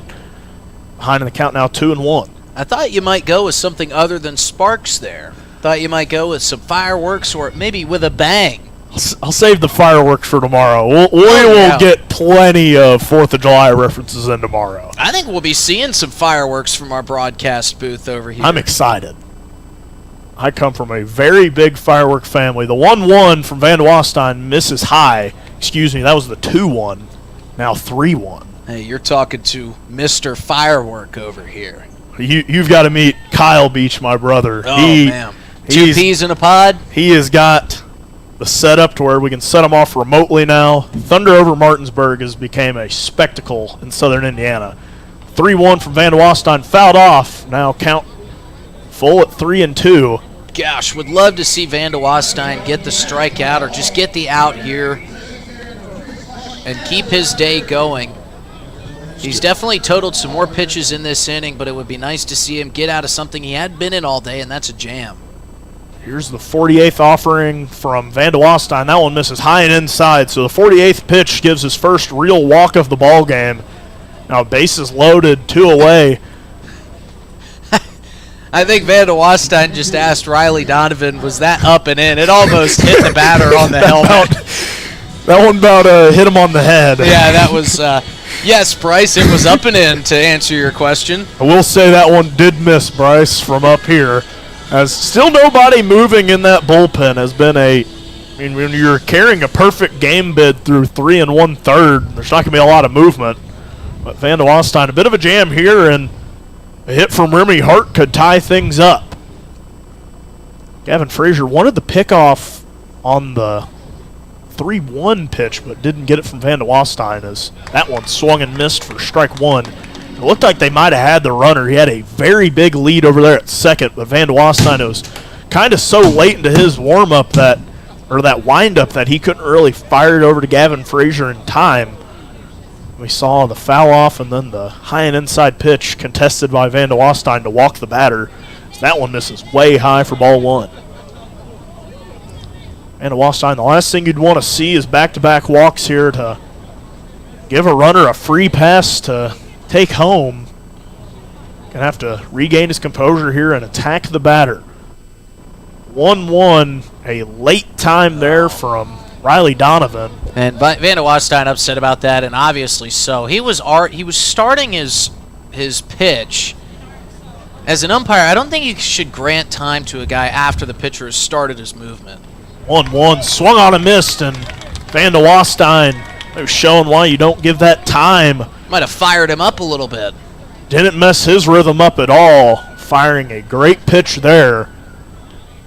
As Remy Hart behind in the count 1-2, Van de Wastein trying to get out of a jam. Comes set and fires the 1-2, misses high again. So now the count even at 2 apiece. Van de Wastein, a bit of tumultuous inning. So he's just trying to keep this day going, setting him up for probably his longest outing of the year.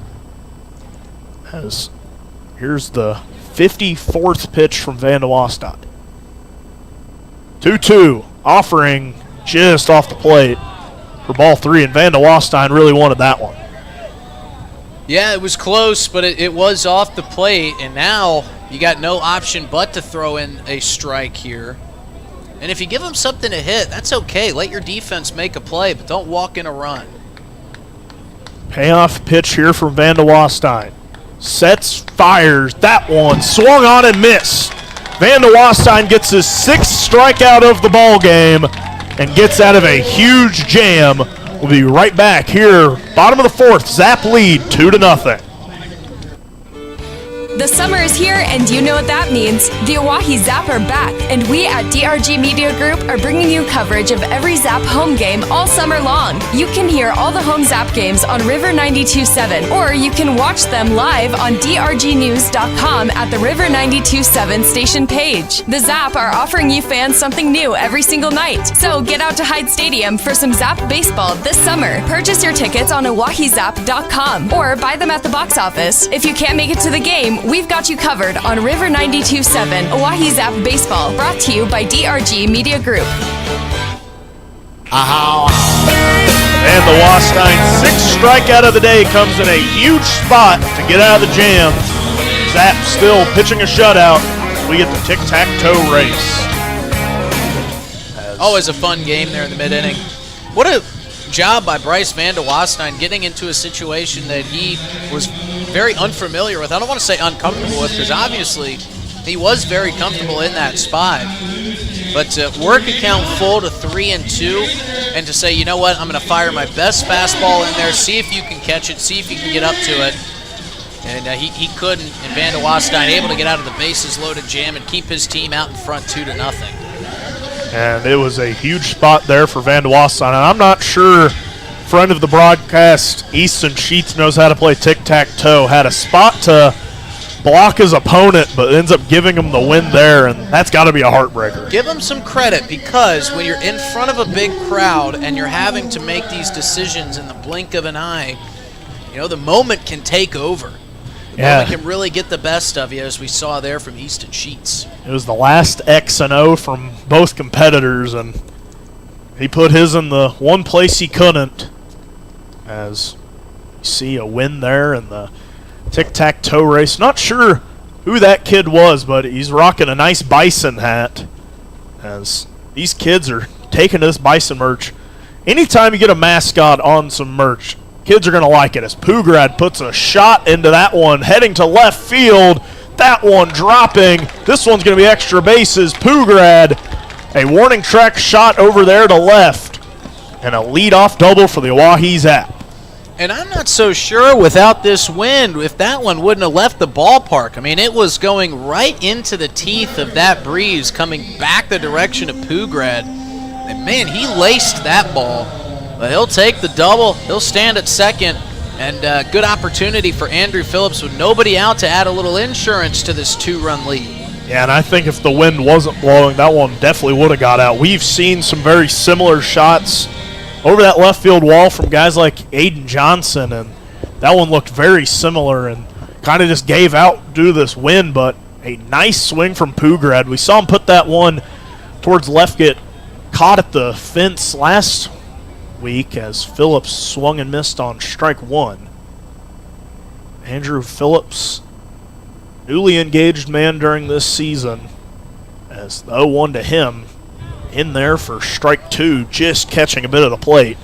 Knotts threw an outstanding off-speed pitch to start this at-bat. Bottom just fell out of it, and then coming back with a nice fastball. Good sequence here from Noah Knotts. 56 pitches thrown for Knotts. Some action in that bullpen as Pugrad goes. That one outside. Cadena tries to throw him out at third, but unable to get it there in time. Had a great pitch to throw on, too. It seemed like almost a pitch out with that fastball, and with Phillips being a left-handed hitter, had that lane perfectly open, but Pugrad showing off that speed, and now 90 feet away. There are some just flat-out fast guys on this Zap team. Pugrad, one of them, as that one misses low to Phillips. And probably arguably the fastest guy at this team at the plate. It is not a guy you want to let on if you're Knotts. If you're Andrew Phillips, you could really get some momentum going if you could get a base hit and knock that run in and get yourself on the base path. So 2-2 fouled off into the stands. I'm actually going to skip into Capitol Ave. Always a dangerous spot to drive by during these Zap games. You got to worry about the foul balls hitting your windshield. You got to worry about the kids running out into traffic trying to get those foul balls. You also got to worry about rear-ending somebody because you're watching the game while you're driving. 2-2 misses low to Phillips, and just like that, he's behind on the count 0-2. Now the count runs full. As we see a bit of an issue in the Bison bullpen keeping the ball, but a nice recovery there to not let it into the field of play. Payoff pitch here to Phillips. Swung, driven through the gap. Gets through the third and shortstop, and Andrew Phillips, a no-out single, scores a run for the Zap. Man, he had about a 1-foot window to squeeze that one between Louis Coca and Talon Field, and he found it. I mean, that one was perfectly placed. And Coca with a great attempt diving. Not like he would have been able to go back to third and get the runner out, but Phillips just squeezing that one through. And the Zap just adding a little bit of insurance as we go along. It's exactly what they need to do. And they're getting on base, and we're seeing more aggressive base running. We're seeing more steals, I feel like, than we saw earlier in the season. Or maybe so kind of in that midway part of the first half of the season. It felt like the Zap stopped running. We're not seeing any shortage of that. We're seeing guys try to take bases, be more aggressive on the base paths. And so what if they get thrown out? But we just saw with Pugrad, he was able to get to second on his double and then take third. And because he took third, that sharply hit ground ball through the left side of the infield was able to score him, whereas if he hadn't stole third, he'd be standing at third. Yeah, and it was just laced from Phillips. Had a small window to squeeze it through, and you talk about base running aggressiveness. This is the guy that the Zap wants doing the most bags on the team this year, and he has got the speed to do it. Andrew Phillips from South Dakota State. He was with the Zap last year, but missed some time due to injury. This is his first real full season now with the Oahe Zap as they try to pick him off. Had a big lead over there at first, but unable to get him. And he's not even a guy who needs a big lead off most of the time with the speed he has. If he can get a big jump, if he can get a good jump, he's going to be in there at second most of the time. Only been thrown out one time this season. As he goes on the first pitch, Cadena going to have a hard time. That one, a good throw, but not in time. Cadena was going to need to have just about a perfect throw to get Phillips, and he had a very good one there, but just a step behind. And I think everybody in the ballpark knew Andrew Phillips was taking second there. On that previous pickoff attempt, Phillips actually kind of jolted towards second as his first move, but then realized he had to jump back. But he wasn't hiding it from anybody. As Curiel puts that one towards right. That one going to get down. Phillips going to stop at third. But it's station to station, and that one gets away from the catcher, Cadena, so Phillips comes around to score. Curiel at second. And the Zap now up 4-0 with a 2-run bottom of the fourth, and they still have nobody away. And they're just doing it with good, solid base hits. Nothing really blowing you away. The only really deep ball we've seen in this inning was from Pugrad to start off the inning, but the last 2 base hits have just been sharply hit right into gaps in the defense. And then, you put the ball in play, good things happen, just like it did there on that throw-in. Got away from Cadena, the catcher. And they were able to take advantage of it. Phillips using that speed to come home. And another Zap run adds that insurance. Phillips steals his 12th bag of the year, and Curiel knocks him in. Gavin Frazier to the plate. That one misses low for ball 1. Gavin Frazier and Andrew Phillips having a fun little race for the most stolen bags this year. That one brings them within 1 of Gavin Frazier's 13 on the season. Just talk about a couple of fast guys who are just aggressive out on the base paths. We've seen Andrew Phillips steal about any chance he gets, and we've seen Gavin Frazier steal about every base in a ball game as that one misses off the plate. It's a great combo to have, too. You can have a fast guy, but some of those guys aren't aggressive. They just don't have that wiring in their brain of knowing the right time to take that, knowing the moment. Andrew Phillips and Gavin Frazier, they've got that. Frazier ahead in the count 2-0 as Knotts comes set, fires. That one misses low for ball 3. And Knotts probably knowing how hot the bat of Gavin Frazier has been lately. With a runner on second, I wouldn't want to throw him anything too good to hit because a walk will set up a force out at every base, and you got nobody out. It's that one. Going to miss off the plate. Gavin Frazier, 4-pitch walk. And Knotts. We saw some motion out in the Bison bullpen. Nobody warming up anymore, but he's worked himself into a bit of a jam as Coach Trey Martin may be coming out to pull him now. Coach Trey Martin, a one-man band, and it will be the end of the day for Noah Knotts. Looks like Brian Atkinson is going to come in relief here for the Bison. And, Knotts, he gave up 4 runs, but he only gave up 4 hits. It was aggressive base running and timely hitting for the Zap, but, for the first ever start for this team, I thought Noah Knotts pitched pretty well. Yeah, and a few errors not really helping him out. And, you're the youngest team in the ILB. This is your first game. So right now I feel like you're looking for some morale victories to maybe build on as this season goes. You would love an opening day win, but, opening day, half the teams have to lose. So we're going to see if they can come back in this game. But already some things to build on for Noah Knotts is, we saw some outstanding defensive plays to kind of help him, but we also saw those errors kind of be his Achilles heel. Well, that's a really good point you make about moral victories kind of boost your morale as a team. And you got to find them in different places. And I think Noah Knotts, nothing to hang his head about as he makes his way back to the dugout. And we get to see Brian Atkinson start to warm up out here on the bump. But, it doesn't help being a young team in your first game like this. It also doesn't help running into a buzzsaw offense like the Oahe Zap. There's really no worse team you could have faced if you're the Bison to start off your season than this Zap team the way that they're playing right now. You're playing a team who put up 23 runs the last time they were at home and then scored double digits in 4 out of their previous 5 wins. And, this is a team that is really swinging a hot bat, and with the aggressive base running, it is always going to be hard to defend against this Zap team. Well, you talk about playing with a high sense of confidence. It has been really refreshing to see the Zap kind of build that confidence over the past couple weeks, because to be perfectly plain and to just be very candid with this team, the Zap were not playing with confidence early on in the season. It was almost as if they would get in the lead, they'd score a couple runs, and they would look around like, oh my gosh, we're winning games. Now, they're upset if they don't score 10 or more runs in a ball game, because it's kind of been a running theme with this team as of late. But they're hitting with confidence, they're running with confidence, and I think it's starting to bleed into that pitcher's room a little bit. Yeah, and as so many coaches say it felt like the Zap were playing not to lose rather than playing to win in some of those games. They'd get these big leads, they'd be up 4, maybe 5 runs, but then once that first bit of adversity would come, they'd have that big inning to the other team, it kind of would just fall apart. But the Zap really showing a lot of fight right now at a perfect time as you turn over for the second half. And it's a chance to maybe push for the playoffs for the first time in program history.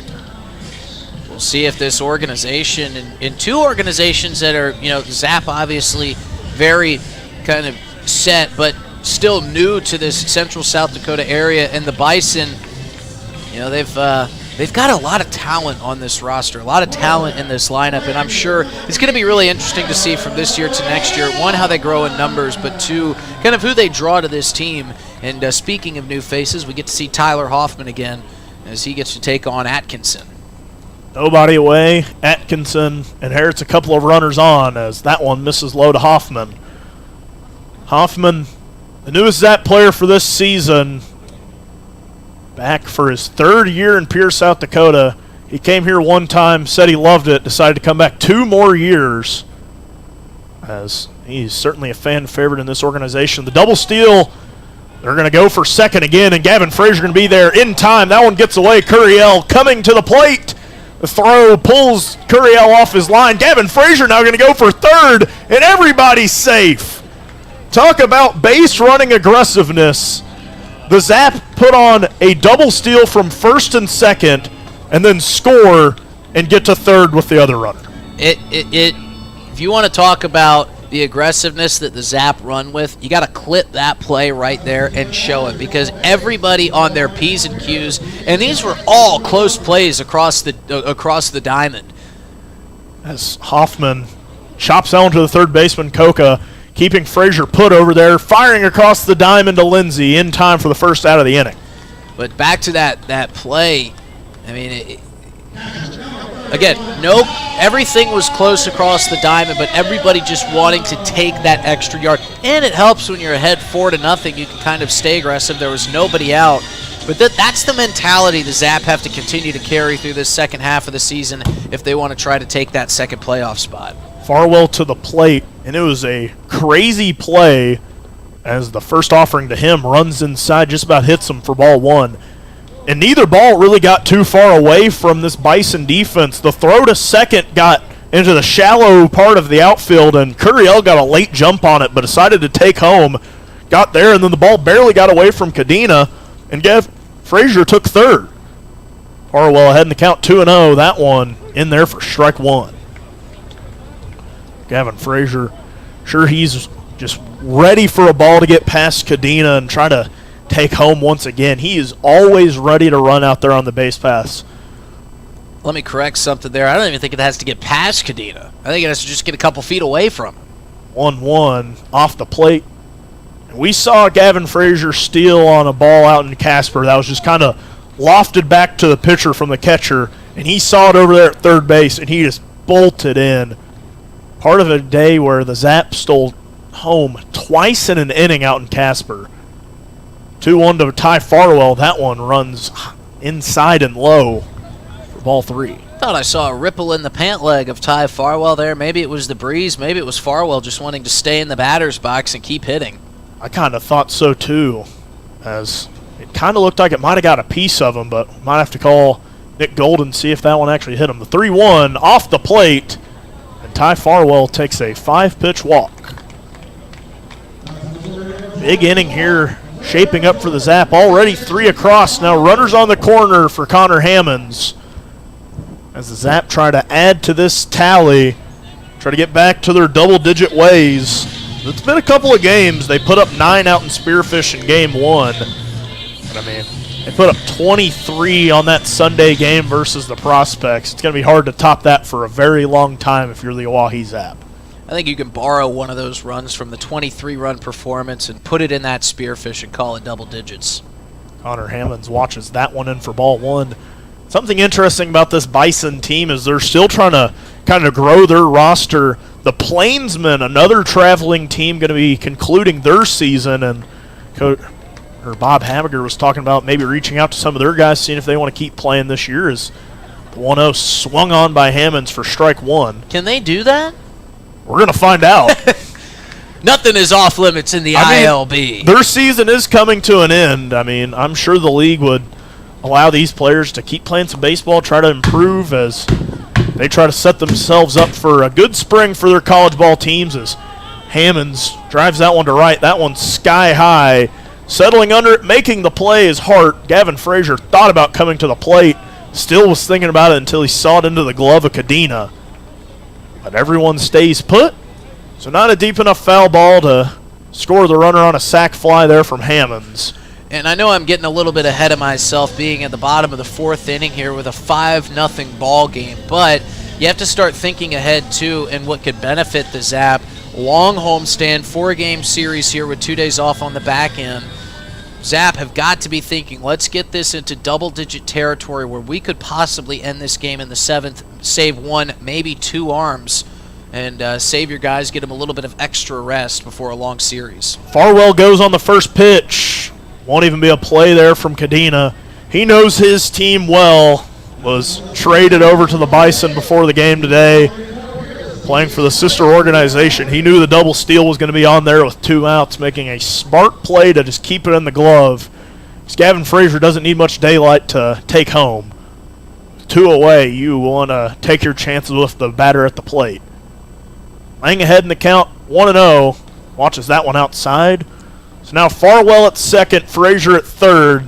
Laying at the plate, 2 away for the Zap. Already a 3-run frame, taking a 5-0 lead over the Bison Baseball Club.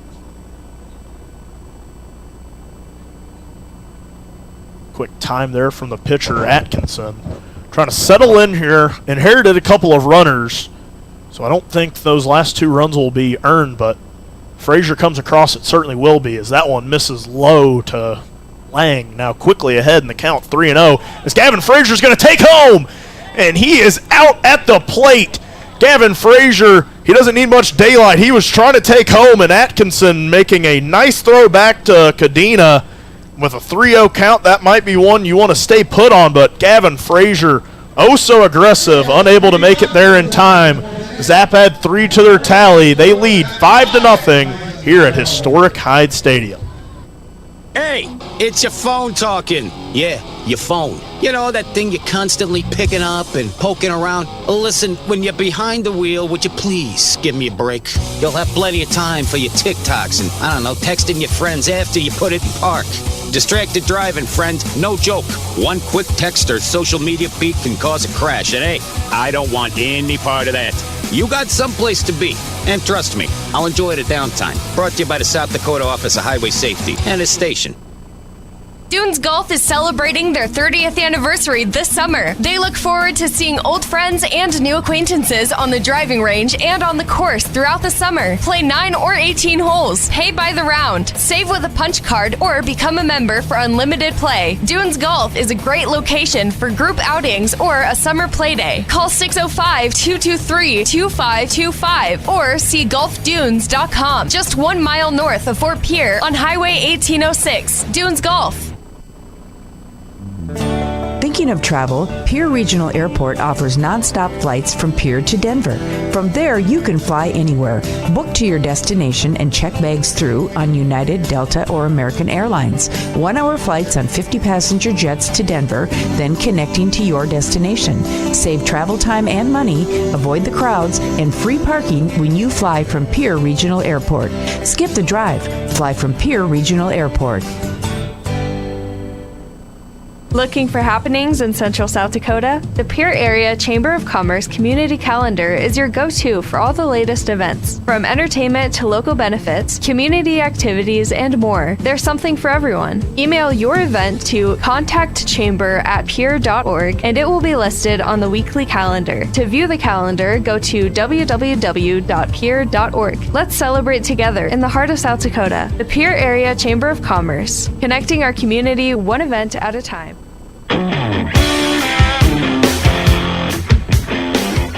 Top of the 5th inning here as Bryce Van de Wastein is back on the bump for the Zap. He is hurling a gem as his first pitch is swung on and missed by Rhett Rogers. And I think Gavin Frazier maybe biting off a little bit more than he could chew there to end the inning. Runners were on second and third, 2 outs, and a 3-0 count to Mason Lang. And Frazier trying to steal home gets caught as the pitch is high and away to Rogers. Runs the count 1-1. 2-1, rather. Scoreboard operator was correct. As Van de Wastein has looked so comfortable out there on the mound. Here's the pitch to Rogers. That one running inside. And Van de Wastein's got a couple of homes. The bowling alley for sure, but the mound, I mean, he just looks so comfortable out there. Still got to see this guy in action at Lariat Lanes. There's the pitch to Rogers. That one in there for strike 2. Heard a lot of hype about his bowling game. I would love to know if he's a two-hand bowler, if he likes to... He can do it both. I'm sure if he's as good as he is, as good as people say he is, he's definitely got the spin working. And this one is spun foul. And bouncing off the window of the broadcast booth and down back. And there's a free slushy sitting there for somebody. And maybe the youngest fan at the ballpark today got her hands on that one. I don't know if her parents are going to let her have the slushy, though. That's 4th of July weekend. Why not? Here's the payoff pitch. That one lifted high. Van de Wastein looking up. Farwell calling him off, chasing it down, and Basket catching the first out of the inning. As our newest member of the Zap, Tyler Hoffman, still working on the toss around the diamond. That one went right through his mittens. We're seeing him at second base now, and Yeah, he's playing right around. field earlier. Yeah, he's getting, and it looks like he's still got his outfielder's glove. As a couple of defensive subs for the Zap. Caden Bazanski now at shortstop. This one fouled off, and that could be a result of the Gavin Frazier attempt to steal home there to end the inning. It was not the most opportune time to end the inning for the Zap with that stolen base attempt. As that one swung on and missed, quickly strike 2. If you're going to steal home with 2 outs and runners on second and third, I think Jamie Habiger would say you better make it, or else there will be some repercussions. As the 0-2 pitch misses down and in today. And Gavin Frazier, he did not make it. And he is back in the Zap dugout. See how long he stays there. 5-0 lead for the Zap. Here's the 1-2 pitch from Van de Wastein today. That one missing just a bit high for ball 2. And Coach said it was going to be a half game for a lot of guys, but that's not the note you want to get pulled on if you're Gavin Frazier. No, but I'm sure Gavin Frazier will have an answer for that. He's got 3 more games to answer that, as this one's driven in towards center, and kind of pinwheeling and turning was Andrew Phillips. That one going to get over his head and scurry back towards the wall. We believe that's Phillips. That could be another substitution out there in center. We mentioned how shallow the Zap center fielders were playing this afternoon. He started to charge in on the day contact, and then he had to turn and realize that one was going over his head. So Day will get to second. It's actually Nick Golden out there in center field here. Completely new outfield for the Zap. Totally new outfield for the Zap, as Dylan mentioned. And we're back to the bottom of the lineup with Noah Cadena. Cadena's probably used to seeing his Zap fielders out in front of him only when he's catching for the Zap. He doesn't often get to face him in the batter's box. As he fouls this one back our way over the broadcast booth out into the street. I would love to know for Noah Cadena if he wants to do damage against his own team here in the midst of a postseason run. There's so many factors into play as he takes strike 2. Great breaking ball from Van de Wastein. I feel like he's got to at least want to put one charge into a baseball, really let his teammates know and hear it in the dugout. You know, that's kind of something you could take back to the dugout and say, well, I know that the Bison may have lost. Of course, there's still plenty of baseball left to play, but I did get to drive in a run, or I got that base hit. As he drives this one down the third base line, that is just going to scoot foul. That one was fair for about 89 feet 6 inches. before it just took a little bit of a left-hand turn in front of the in front of the bag. That baseball was heading for the glove of the third baseman, Jared Pugrad. That's one of the only guys who stayed out in their position was Pugrad. A lot of new guys out there. Yeah, Pugrad knocked it down, but it careened off his glove, and Day was possibly going to be able to make it home on that play. It took such a wild bounce. But here's the 0-2 pitch. Cadena, unfortunately, is the beer batter today. I don't know if it's a random selection or if people actually go through the lineup and choose someone, but shame on whoever made Noah Cadena the beer batter today. It's his own team, man.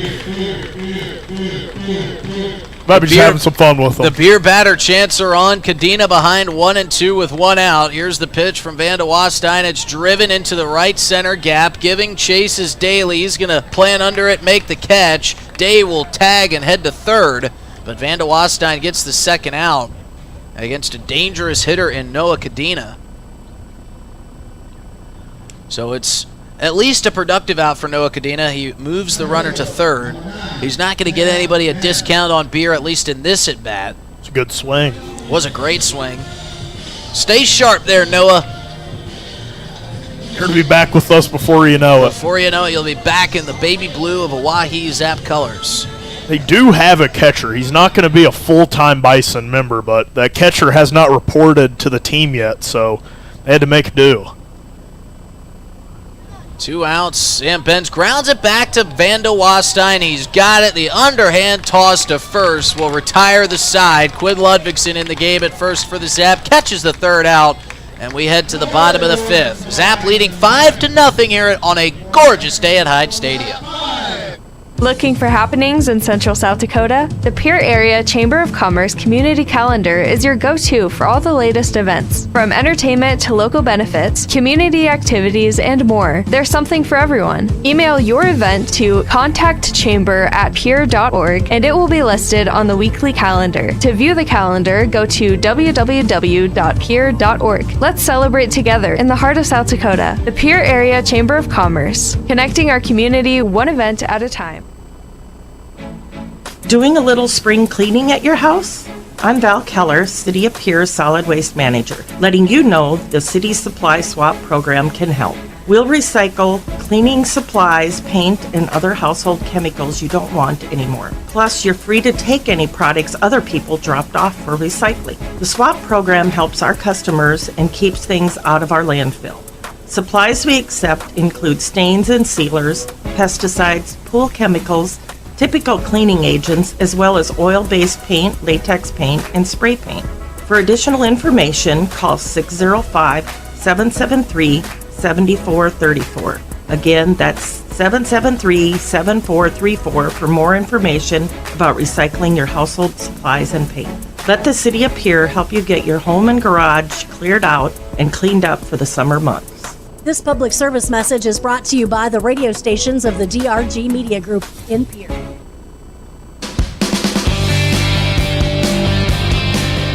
Atkinson still on the bump for the Bison as we head to the bottom of the fifth inning. It's been all Zap here this afternoon. They lead 5-0. Bryce Van de Wastein has been outstanding on the mound for the Zap. He's only given up 2 hits. He has allowed no runs. He's gotten in some jams, but he's worked out of them, including in that last inning, where he gave up a double to Josh Day to center field. Day would tag and head to third on the Noah Cadena sacrifice fly. But the very next pitch, Van de Wastein got a ground ball right back to himself, and he was able to toss it to Quinn Ludvigsen to retire the side, and that'll give way to Mason Lang, Caden Bazanski, and Jared Pugrad here in the bottom of the fifth. We'll see what Lang would have done had Gavin Frazier not been thrown out stealing home, as this one misses outside for ball 1 from Atkinson. And I think Gavin Frazier earned up enough brownie points in his performance against the Prospects where he could probably steal home and get caught 2 more times in this ball game and nothing would happen. I mean, he was just so good, not only in that Prospect game, but in that homestand as a whole. Yeah, Frazier has really come together after that little mini slump he had a couple of weeks ago. And didn't last long. Here's the 2-0 pitch to Lang. That one in there for strike one. A good fastball. Catches the outside corner from Atkinson. And Frazier could really hang his hat on how many times he walked, but now he's really starting to get those hits as well. He's just a dangerous guy to have on the base paths. That one misses outside. Count runs 3-1. The team leader in walks and stolen bases. That's a good combo to have. Here's the 3-1 pitch to Mason Lang. Off the plate, ball 4, and he tosses the bat in disgust. Mason Lang wanting to do some hitting. He's going to have to wait till his next time around. That'll bring up Caden Bazansky. Well, he saw 3 pitches last inning and 5 pitches there, and he hasn't seen a lot of strikes. He saw 1 strike in those last 2 at-bats. He was the guy up when Frazier got thrown out at home, and he was ahead in the count 3-0, and I think Lang wants to swing it out there. So we'll see if Bazansky can move him around the bases. That one misses outside for ball 1. Brian Atkinson having a bit of a tough time finding the strike zone right now. Zap have walked 6 times today. Mason Lang is 3 of those. They are not letting him swing it. No, they aren't. It's like after Aiden Johnson hit that home run, he walked 5 times following that. That one misses outside. Good stop by Cadena. Will keep Lang at first. And now Cadena going to go have a chat with Brian Atkinson.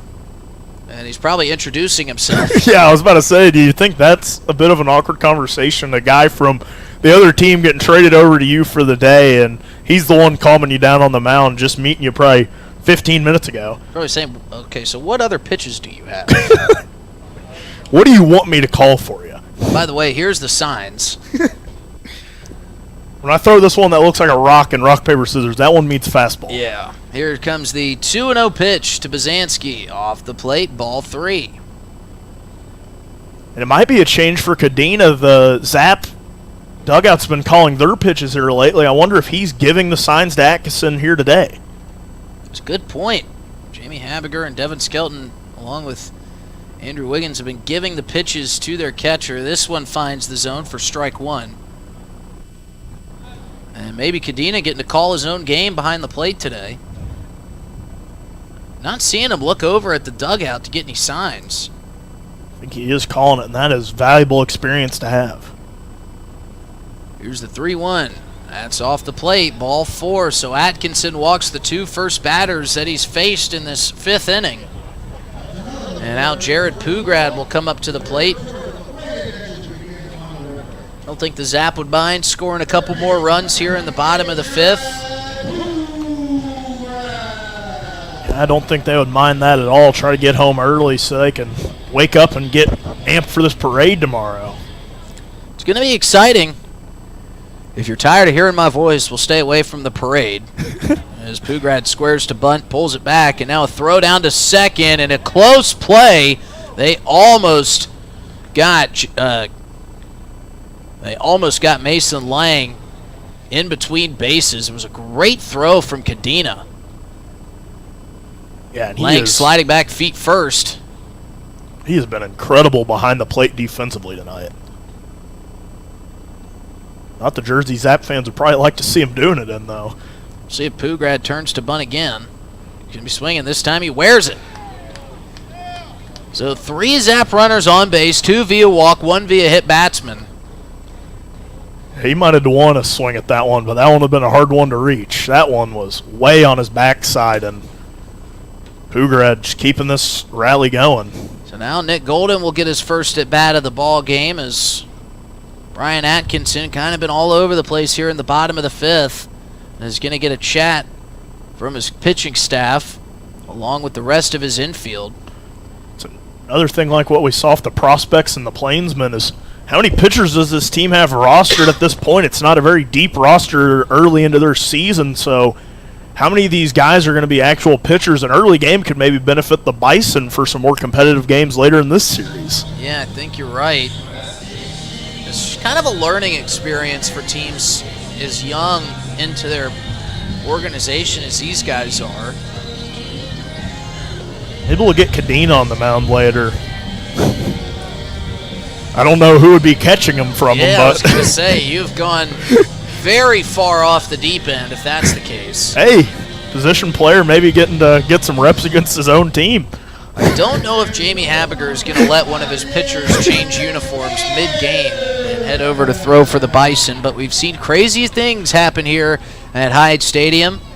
Nick Golden will bat with nobody out and the bases loaded. Corners are in for the infield. That's going to drop in for a base hit over the third baseman, Louis Coca's head. 1 run will score, and that is just kind of getting snake bit right there for the Bison. They had their corners playing in on the inskirt of the infield, and I think if they were playing at normal depth, that would have been out number 1. It would have stayed at a 5-0 game because Nick Golden just kind of popped that one right into the back part of that third base infield area.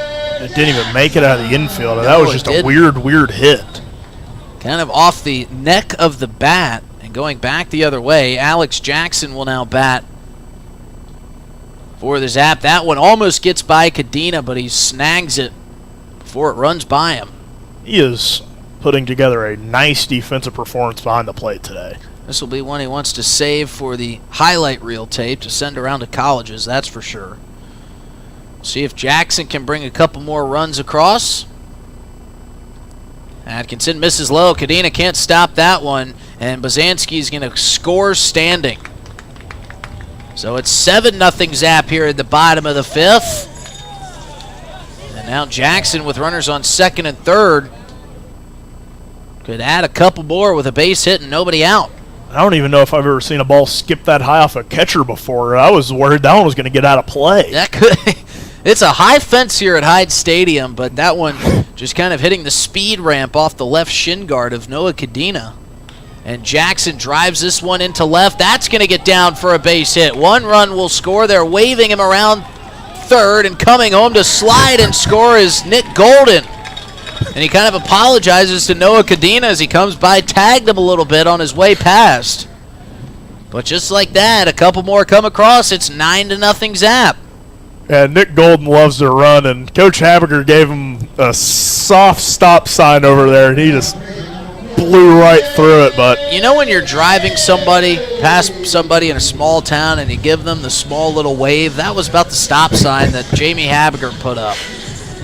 It was not very noticeable. With the way Nick Golden runs, I'm sure he didn't even notice it. Well, it was one of those where Habiger probably thought to himself, I could put up the stop sign, but is Nick Golden really going to heed to my warning? And the answer is no. Run scores. 4th run of the inning comes across for the Zap. It's 9-0 here on 6 hits. Alex Jackson at second. This one gets by Cadena. Goes back the nameplate of Jake Daly. Thought that one kind of hit him too. Could have. Jackson gets a free pass there. And I'm not sure what signal that was from Jamie Habiger, but he's putting his hands out as if to crack open a cold beverage. That went off the plate for ball 2 to Daly. Maybe it's a sign to the coaching staff to get the cooler ready. You know that cooler down at the end of the dugout? Bring me one of those. Is what Habiger might be saying. Maybe he's going to go race the bolt, try to win a free bucket of beer. Well, he's got his cleats on today. That one does hit Daly. And so Daly will take his base. He almost got hit on the first pitch, and the third pitch, well, that did the damage, so he'll head down to first. And now Tyler Hoffman with another great opportunity to really warm himself up to his newest teammates. And Coach Trey Martin was signaling to his bullpen, hurry up, get this warm-up done. He was trying to get them moving through this a little bit quicker. I think it's going to be maybe another 1 or 2 batters here for Atkinson. Wanting to expedite that process. We'll see if Tyler Hoffman can bring the 10th run of the ball game across for the Zap. Runner goes. Atkinson sliding and slipping off the mound. He lost his footing on the pitch, but still delivered a pretty good pitch. It missed up and in for ball 1, but we've seen much worse things happen when a pitcher has slipped on the mound. Here's the 1-0. That down low, stopped by Cadena for ball 2. Runners on second and third, still nobody out here in the bottom of the fifth. I really feel for the Bison. Their bullpen, they just have a guy standing up normally, not even trying to mimic a catcher. Well, they said expedite the process. That one falls in for strike one. A good off-speed pitch there from Atkinson. A lot of Zap baseball coming up here in the next couple weeks. 13 games in a row here at home at Hyde Stadium. Here's the 2-1 to Hoffman. He checked his swing. Did he hold it up? They're going to say he did. Ball 3. They're now going to check, and we get Chris Dozark saying strikes. They're going to have to change everything. It went from 3-1 to 2-2. That was about the latest appeal I've seen. Atkinson almost started to deliver the 3-1. I was waiting for it to happen. It felt like he went around on that one, but maybe Cadena not wanting to oust his teammate there. So it'll be a 2-2 count. Here's the pitch from Atkinson. That gets by Cadena, and Jackson going to stay put at third. That did take a pretty fortuitous bounce for Noah Cadena, but it didn't bounce all the way back to him. With nobody out, Alex Jackson standing at third, probably not wanting to run into that first out. And you got Farwell due up next. He's probably pretty confident he'll get knocked in. I'd say so. 3-2 payoff pitch, and that hits Tyler Hoffman. You're not a Zap player until you get hit by a pitch. So Tyler Hoffman has now been brought in. Welcome back. Correctly. Yeah, welcome back to Hyde Stadium, and that will be the end of the day for Brian Atkinson. I'm not sure he made too many friends with his sister organization today, hitting 3 batters. He's hit 3, gave up 7 runs. Zap lead 9-0 as Atkinson will make his way back to the dugout. We'll take a short break while we learn about our new pitcher. We'll be back after this on River 92.7. The summer is here, and you know what that means. The Oahe Zap are back, and we at DRG Media Group are bringing you coverage of every Zap home game all summer long. You can hear all the home Zap games on River 92.7, or you can watch them live on drgnews.com at the River 92.7 station page. The Zap are offering you fans something new every single night. So get out to Hyde Stadium for some Zap baseball this summer. Purchase your tickets on oahezap.com or buy them at the box office. If you can't make it to the game, we've got you covered on River 92.7 Oahe Zap Baseball, brought to you by DRG Media Group.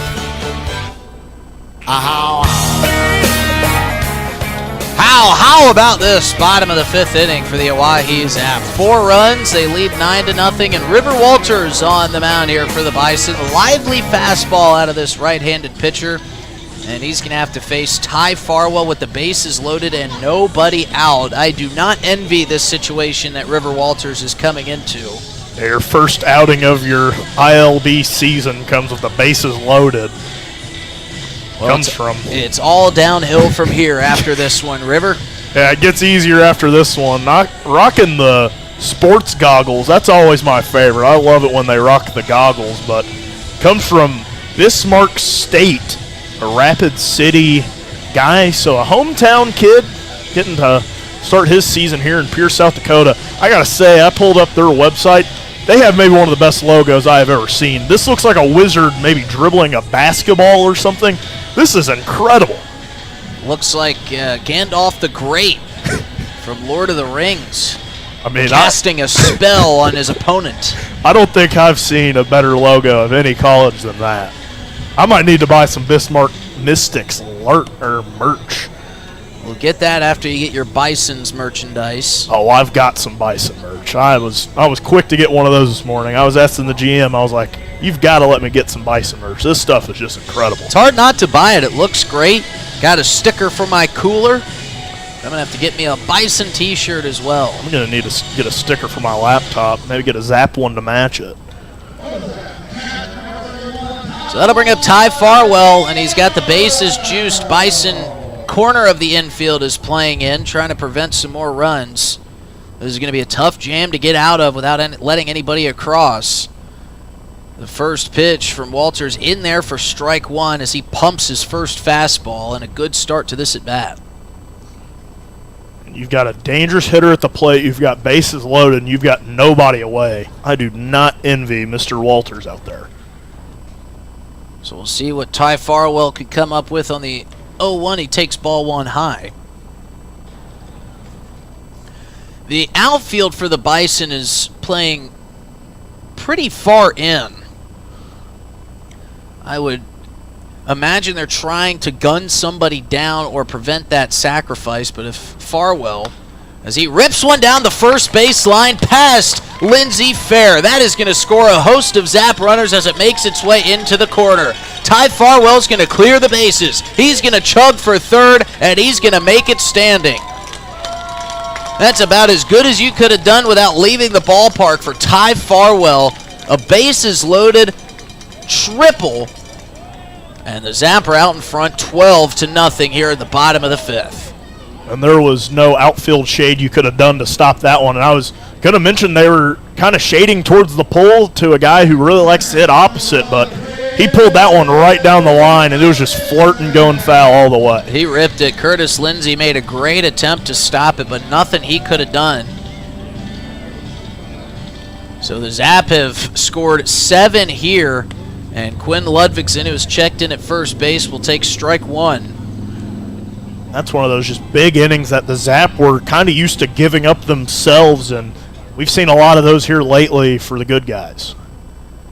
So we'll see if Ludvigsen can keep it going with a runner on third and nobody out, and he takes strike two. Walters with some good pitches. He's got a very lively fastball, but a good off-speed pitch to counteract that. Keeps the hitters guessing. Ludvigsen having to defend here on the 0-2. He grounds it to the second baseman, fielded by Rogers. He'll fire to first, and a good pick by Curtis Lindsey. That was not routine for Curtis Lindsey, but nothing has been today, and Ty Farwell will come across and score the 13th run of the game. Yeah, I was about to say, I don't think Curtis Lindsey's had an easy play to make it first all day. I mean, he has had a couple of miraculous ones to keep in the glove, but I mean, man, they are keeping him busy over there at first. So that'll bring up Mason Lang. Zap had batted around here in the bottom of the fifth inning.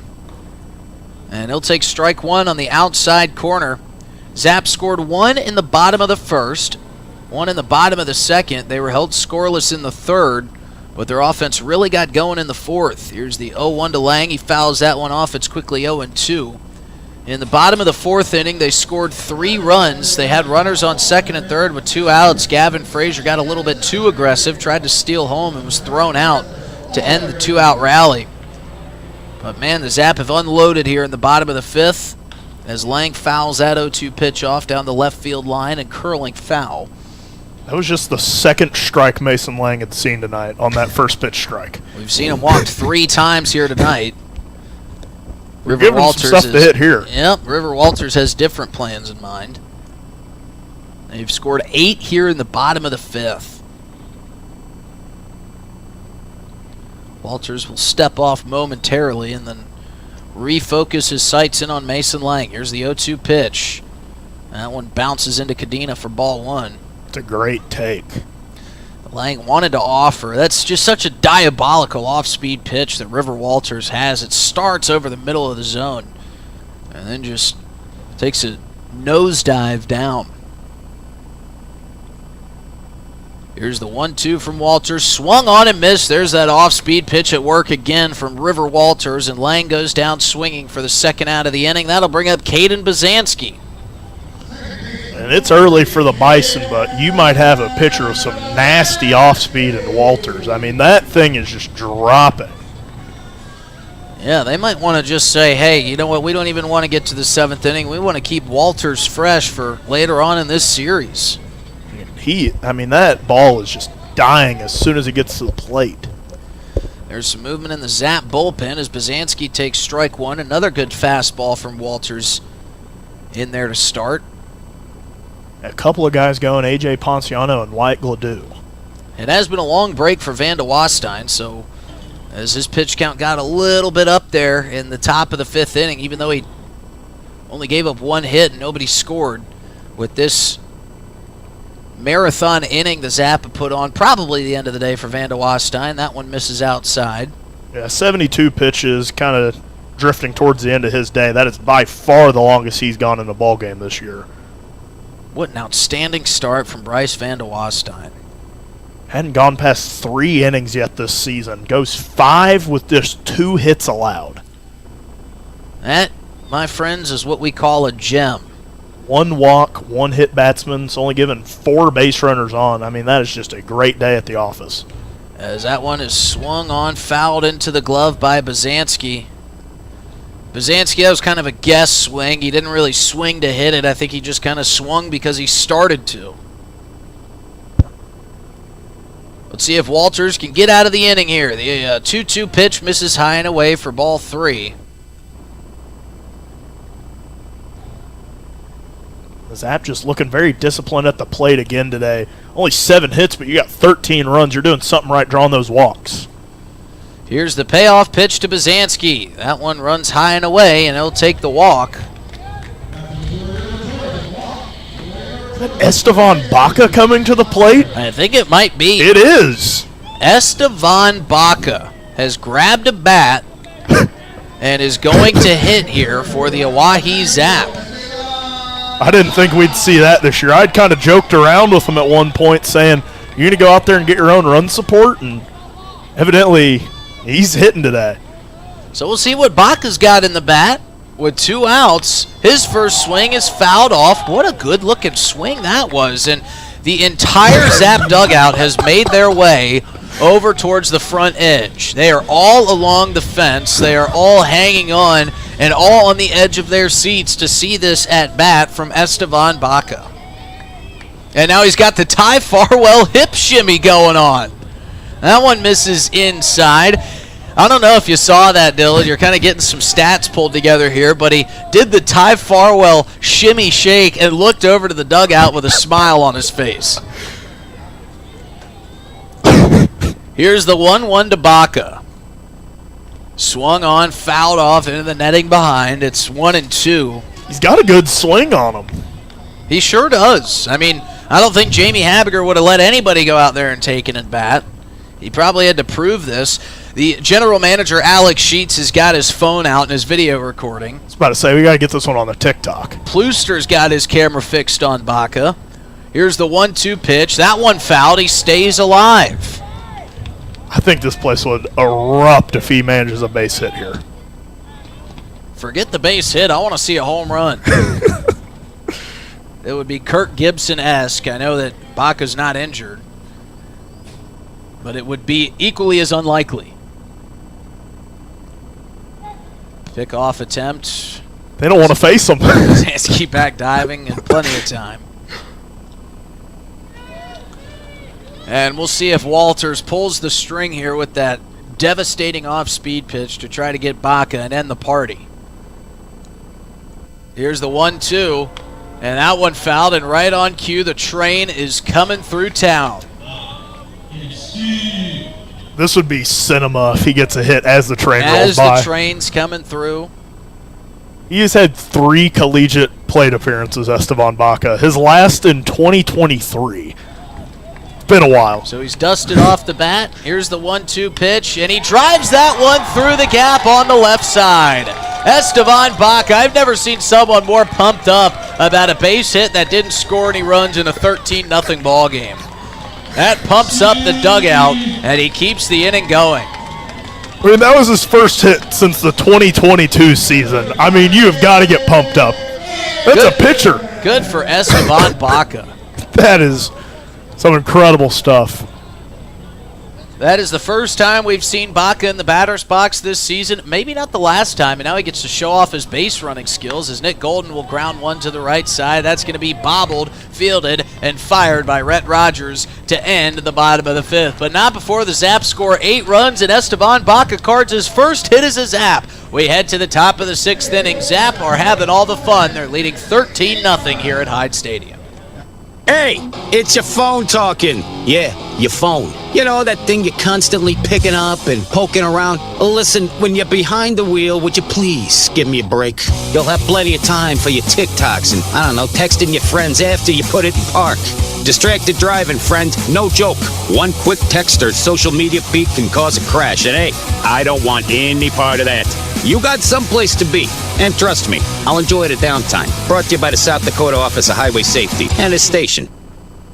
Dunes Golf is celebrating their 30th anniversary this summer. They look forward to seeing old friends and new acquaintances on the driving range and on the course throughout the summer. Play 9 or 18 holes, pay by the round, save with a punch card, or become a member for unlimited play. Dunes Golf is a great location for group outings or a summer play day. Call 605-223-2525 or see golfdunes.com, just 1 mile north of Fort Pierre on Highway 1806. Dunes Golf. Thinking of travel? Pierre Regional Airport offers nonstop flights from Pierre to Denver. From there, you can fly anywhere. Book to your destination and check bags through on United, Delta, or American Airlines. 1-hour flights on 50-passenger jets to Denver, then connecting to your destination. Save travel time and money, avoid the crowds, and free parking when you fly from Pierre Regional Airport. Skip the drive. Fly from Pierre Regional Airport. Looking for happenings in Central South Dakota? The Pierre Area Chamber of Commerce Community Calendar is your go-to for all the latest events. From entertainment to local benefits, community activities, and more, there's something for everyone. Email your event to contactchamber@pierre.org and it will be listed on the weekly calendar. To view the calendar, go to www.pierre.org. Let's celebrate together in the heart of South Dakota. The Pierre Area Chamber of Commerce, connecting our community one event at a time. We have seen the Zap dugout excited before. Quinn Ludwigson grand slam before the rain delay. Maybe Vince Polizzi's 2 grand slams in 2 days. But I don't think we've seen him as excited as Esteban Baca got a hit in a 13-0 ball game. And his day's going to continue. He's going to play third base. And we're seeing some other shifting of players. Noah Knotts is headed out to coach first base for the Bison. It's all hands on deck here this afternoon at Hyde Stadium. And I feel like we might get to see maybe some more pitchers dusting off the bat. We have some guys on this team who used to be two-way hitters, but kind of just converted to be pitchers once they transferred from JUCO. I'm not sure Esteban Baca was one of those guys, but he got himself a base hit. At 100 on the year is A.J. Ponciano's first offering, runs inside for ball 1. That one, getting some dust on the jersey, that one was really close. That would not be the start you want if you're Ponciano. That one in there for strike 1. Also inside, but just over the plate. Zap up 13-0 as it stands. The Bison have 6 outs to work with. Ponciano, the 1-1, driven to left. Jackson playing very shallow. That one going, hitting at the left field wall for a leadoff double. Alex Jackson was playing that one very shallow. The hitter making him regret it. That one a nice swing from Gannon Holland. Of all the Bison to maybe play shallow, I don't think he'd be the pick the way he's been swinging it here tonight. And I don't care how shallow or deep you're playing. I think Jackson would have had to be standing on the warning track to have a play on that ball. Gannon absolutely belting that one. And a good start for the Bison. If they want to keep this going, they've got to score at least 4 runs here in the next 2 frames. That's Hall's second double of the night. He had that one in the first where he just ripped it, but just died of the wind. As that one driven towards left as well. That one way high. Jackson settling under it. Hall retreats to second. Not going to test the arm of Alex Jackson. We've seen some guys try to do it, but a lot of them have paid the price. It's Jackson, a terrific arm out there. Would have been a chance to see maybe Esteban Baca's defensive skills at third, see how good he is at putting a tag down. They won't test him as Ponciano gets his first out of the inning as it gives way to Curtis Lindsay. Lindsay has been very active over at first base all night tonight. First offering to him, swung on a miss for strike 1. He wasn't happy with himself after that swing. Had a few words for himself as he was swinging it. He knew Ponciano got him on the off speed. Was definitely sitting fastball there. As Ponciano comes set. The 0-1 runner on second. One away here for the Zap. That one misses low and off the plate for ball 1. Lindsay, he's put a couple of nice swings on it today as well. Hasn't gotten anything to show for it yet, but there have definitely been some signs of life for this Bison baseball team as that one skied. That is a mile up in the air. That one, Farwell sizing it up in foul ground. That one was hit. I think some planes from the Denver Air Connection, if they'd have been flying over, might have hit them. That one had to be called in on air traffic control. I wonder if Jeff Adele was making the call there. Well, the thing for Farwell is with a pretty breezy day, it's tough to make plays on pop-ups as a catcher regardless, but on one hit that high, that ball must have been shifting a million different directions. Yeah, the wind is blowing very hard in towards the plate. That was one that I was thinking might have been able to get out of play with how windy it is as Ponciano misses inside for ball one. But Ty Farwell making an impressive play that we've seen some catchers have some trouble with the wind here in Hyde Stadium. It got Noah Cadena as victim a couple of weeks ago. The 1-0 from Ponciano just misses a bit low for ball two. So Ponciano quickly behind in the count 2-0, but a chance to get out of this. I don't even want to call it a jam, but a leadoff double from Gannon Hall, putting some danger on the base pass for the Bison. That was their third hit. That one chopped towards Ludvigsen. Flips it to Ponciano for the third out of the inning. Ponciano goes 1, 2, 3, 4, and the Zap still lead 13-0. We'll be right back here on River 92.7 and the Oahe Zap YouTube. Hey, it's your phone talking. Yeah, your phone. You know, that thing you're constantly picking up and poking around. Listen, when you're behind the wheel, would you please give me a break? You'll have plenty of time for your TikToks and, I don't know, texting your friends after you put it in park. Distracted driving, friend. No joke. One quick text or social media feed can cause a crash. And hey, I don't want any part of that. You got someplace to be. And trust me, I'll enjoy the downtime. Brought to you by the South Dakota Office of Highway Safety and its station. Dunes Golf is celebrating their 30th anniversary this summer. They look forward to seeing old friends and new acquaintances on the driving range and on the course throughout the summer. Play 9 or 18 holes, pay by the round, save with a punch card, or become a member for unlimited play. Dunes Golf is a great location for group outings or a summer play day. Call 605-223-2525 or see golfdunes.com, just 1 mile north of Fort Pierre on Highway 1806. Dunes Golf. Thinking of travel? Pierre Regional Airport offers nonstop flights from Pierre to Denver. From there, you can fly anywhere. Book to your destination and check bags through on United, Delta, or American Airlines. 1-hour flights on 50-passenger jets to Denver, then connecting to your destination. Save travel time and money, avoid the crowds, and free parking when you fly from Pierre Regional Airport. Skip the drive. Fly from Pierre Regional Airport. Looking for happenings in Central South Dakota? The Pierre Area Chamber of Commerce Community Calendar is your go-to for all the latest events. From entertainment to local benefits, community activities, and more, there's something for everyone. Email your event to contactchamber@pierre.org and it will be listed on the weekly calendar. To view the calendar, go to www.pierre.org. Let's celebrate together in the heart of South Dakota. The Pierre Area Chamber of Commerce, connecting our community one event at a time. They say you see something new every day at Hyde Stadium. Alex Jackson's batted plenty of times. It's not him we're talking about as he drills one through the gap, gets past the third baseman, Coca, for a leadoff single. But it's the guy now coming to the plate. Coach Wiggins trotting out there, played for the Zap last season, and they're going to give him a chance to swing it here tonight. Well, they're just pulling all the rabbits out of the hat here today, Dylan. And in his Nike tennis shoes, he dusts some dirt. Would you like me to call this one so you can video? I want you to have the honor of calling this at bat. I've got to. I need the interns to make sure we got this on video. We are getting some great stuff here as they try to pick off Jackson. As I think our GM Alex Sheets understands what this means. He's videotaping it. I think this is going to set him up for trying to pitch this weekend. He really wants to pitch for the Bison, but I don't think they're going to let him. It's Coach Wiggins, the first offering to him, that one chopped foul down the third base line.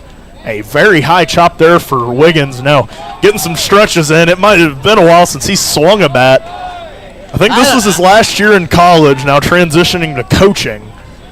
And now transitioning back to playing. back to playing. I'm not sure if he thought he was going to take some at-bats this year or not, but we saw the Moo have their coach pitch a little bit. Now we have Coach Wiggins in the batting box, second on the team last year in on-base percentage, as he watches ball one, and the Zap dugout loves that take.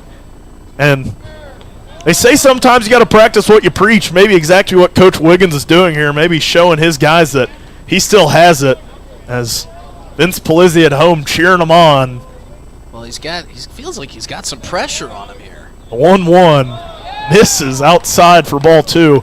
There's not usually a lot of pressure in a 13-0 ball game, but when you're a coach walking into the batter's box, you got some pressure on you, because those guys aren't going to let you live it down if you don't get a base hit after Estevan Baca got one. I think if you're River Walters, just pump him fastballs. 2-1, that one, chopping foul. He is just flirting with that third base line. That one drifts foul for strike two. I think the last thing that Coach Wiggins wants to do here is strike out. Not only is he's a coach hitting, but he's also got one of his players catching right behind him for the opposing team. Coach Wiggins, a fan favorite here in Pierre last season, hanging up the cleats for a whistle, and I don't think he could find his cleats as he's wearing tennis shoes tonight. The 2-2 to him. That one misses. Low and inside for ball three. It'd be on brand for him to walk here, as he had a very nice on-base percentage last season for the Zap. And he will get pinch ran for. I'm just going to assume. Crystal ball and assume that that's what will happen. And the count 3-2. The payoff pitch misses. Oh, they bring him up. That one looked like it missed by a lot. I was ready to call that one a walk. I think Coach Wiggins thought it was a walk too, but Riley Donovan not having any of this. Coach is coming into bat as he sends Wiggins back to the dugout on a controversial call, but it's a 13-0 ball game. I don't think he was going to get ejected over that one. Get back on the first base side, Coach Wiggins. That would be funny if they put him out there as first base coach midway through the inning. They got Andrew Phillips out there right now. Well, I think the plan might have been to pinch run Andrew Phillips for Coach Wiggins had he found his way on first base. But Coach Wiggins goes back to the dugout. We'll see if he gets any more plate appearances this year. I'm going to look into my crystal ball and assume he maybe won't, but that is a fun moment there as that one skips in for ball one. I think we know who our interview is going to be tomorrow. Yeah. It's Estevan Baca or Coach Wiggins. I think both of them may. We might have to have a two-interview broadcast tomorrow, as we got to hear Estevan. You got to have to get him on player's perspective. His first hit is a Zap. As I didn't think that. If that was on your bingo card tonight, I think you wrote that one in, because I definitely didn't put a pitcher getting a base hit on any of those cards this year. As Tyler Hoffman trying to get his season off to a start here as he takes strike one. He got hit earlier, so maybe his 2025 initiation is over with the Zap. As it feels every hitter on this team gets plunked just about every day. Still looking for his first hit of the year. The 1-1 driven foul the other way over that right field wall. Just a bit behind on that one. I'm sure Hoffman wanting to get off on a hot start, remind these fans he's back in town. He has come back for his third season with the Oahe Zap. The 1-2 runs inside for ball two. Alex Jackson over there at first. Feels like ages ago when he had that leadoff single on the first pitch he saw, but we really got invested in that Coach Wiggins at bat. As Hoffman awaits the 2-2. That one chopped foul back the other way. Former Zap player and now Bison coach Trey Martin retrieving that one. He's got some stylish shoes on over there, matching his Bison apparel. You wouldn't see this if the Zap were playing anybody else. The Bison, of course, kind of the sister organization here to the Zap, so they're okay with all of this stuff taking place. 2-2 here to Hoffman. That one misses off the plate for ball three. I was kind of worried as I was calling that. It was looking like Riley Donovan was gearing up for a big ring up there, and I was kind of afraid I'd got ahead of myself again, like on the Coach Wiggins call. But that one misses off the plate. The payoff pitch now to Hoffman, fouled into Capitol Avenue. The train was honking earlier, and we never saw it. It might be getting closer. He wanted to stop and watch that Estevan Baca at bat. We heard him laying on the horn earlier, and we never saw the train. But maybe now we'll finally see it. The 3-2 to Hoffman.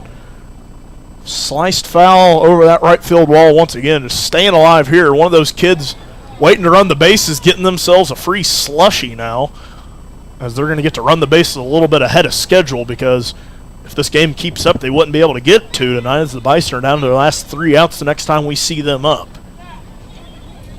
Hoffman staying alive here on the 3-2. Payoff pitch driven into left field. Tyler Hoffman, his first hit of the 2025 campaign. And I mean, it's in a 13-0 ball game, but you love to see the returners getting back in the scorebook. And you love to see an at-bat like that. For him to just keep battling with 2 strikes, fouling off some really good pitches from River Walters. And he just stayed course, took some pitches that he couldn't really get to all that well, but fouled them off. We saw one go back behind home and one back down the first baseline, and then finally got one that he could hit, and he hit it right on the button. Good for him. A 9-pitch at-bat there for Tyler Hoffman, and he was just fighting. He was behind in the count early as Farwell comes to the plate and launches strike 1. He was even in the count 1-1 before going behind, as we finally see that train. He's behind in the count 1-2, and then took a ball and just kept fouling off pitches. Got even in that count with a payoff pitch as Farwell swinging out of his shoes for strike 2. I wonder if that conductor is tuned into River 92.7 and watching this or listening to this ball game live. Need to go spray paint one of a River 92.7 on one of those train cars. I don't know if we want to do that. Saw what happened with your signs out there on Capitol Avenue. As Farwell goes down looking, the Zap having some fun at the ballpark. Farwell going down for the second out. And I don't think anything's going to stop their fun in a 13-0 ball game. Be interesting to see the aggressiveness of the base runners on anything in the dirt now against your sister ball club. And with the owner of these 2 children in the stands, Bob Habiger, as that one runs inside. Bit of a story on how he even came to own the Bison. He was telling me, so they were out in Laramie. They were the Gym City Bison, and their ball stadium was getting ready to be tore down. That one misses outside for ball 2. They were getting ready to tear down the stadium, so they weren't going to have anywhere to play, and the owner was like, does anyone want to buy this team? Just pay my league fees. Bob Haviger, he raised his hand, and he got a second ball club. 2-0 here. Ludvigsen fouls that one sharply into Capitol Avenue. So just like that, he got a ball club, but potential reunion with Laramie isn't off the table. They ended up not tearing down the stadium, as it's where the University of Wyoming played baseball, but they ended up not tearing it down, so maybe a potential reunion in the cards as Ludvigsen watches ball 3. They are looking for a permanent home. They want to become another full-time team in the ILB rather than just a second-half team like they have been the last 2 seasons. I think that would be good for the league, get it up to a nice even 6, as the 3-1 to Ludvigsen is just drilled through the gap between second and first. Everyone going to stay put. It's station to station for the Zap, but a well-struck ball there from Ludvigsen. Yeah, it sure was. And back to your story about the owner selling it for the small number of the league fee. Stadium doesn't get torn down. He's probably kicking himself thinking, dang it, probably should have hang on to that team.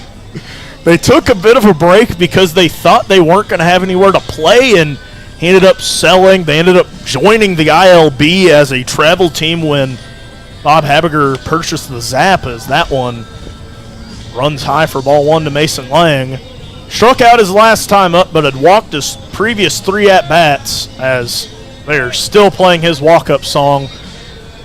We had Brooks Cartwright on music for a while, and then it was intern Lily Smith. They're looking at us. It's not us. The umpire was looking at us in the broadcast booth. That is not us. We are not in control of music. I think it was the previous on-field host now on music, but he was looking at us. That ain't us. The 1-0 to Lang runs low. I want Riley Donovan to know that we were not playing that song. Well, I want Coach Wiggins to know that if he keeps pointing at us, he should probably pay more attention to the strike zone. Maybe he won't get struck out next time he gets his only at-bat of the year. 2-0 to Lang. Misses for ball 3. And now the Bison, in danger of walking in a run, would be the 14th of the ball game, would be the PAT for the Zap. So they have been just putting up huge numbers at the plate here lately. 3-0 to Lang. He wants to swing, and he fouls that one off towards Capitol Ave. That one's heading right for a car. That one just about hit that guy over there. What do they think? We can do the broadcast and play the PA music all at once? They think us interns are just really got our hands full. As that train just keeps chugging on by. Mason Lang chops that one to the second baseman. Over, not going to be in time. Lindsey never got back to the bag. And Rogers just never threw it. Well, Lindsey had his back turned to him, waiting for him to throw the ball. Actually, he had his back turned away and his front turned towards him, waiting for him to throw the ball. And Rogers just kept kind of tapping and waiting and waiting and waiting, and then he just never decided to throw. I don't think I've seen that one before. As Caden Mazansky gets on here, we could see a second plate appearance for Estevan Baca, and Coach Wiggins has put his warm-up back on. I don't think he wants a second plate appearance tonight. After that last performance, I don't want to see it either. Bazansky swings on that one for strike one, and Coach Wiggins, we had mentioned when Walters came in with the bases loaded, nobody away, it only gets downhill from there. You might not get a tougher situation than that all year. Andrew Wiggins, he could strike out again if he comes up to the plate. I mean, he can maybe live with one strikeout. I don't think he wants two, as Bazansky, that one runs inside for strike two. That one was pretty close to Bazansky. He kind of looked like he got out of the way of that one, and apparently it caught just a little bit of the plate there for Bazansky. Maybe an extended strike zone here for Riley Donovan. The 0-2 to Bazansky. That one misses way outside for ball one.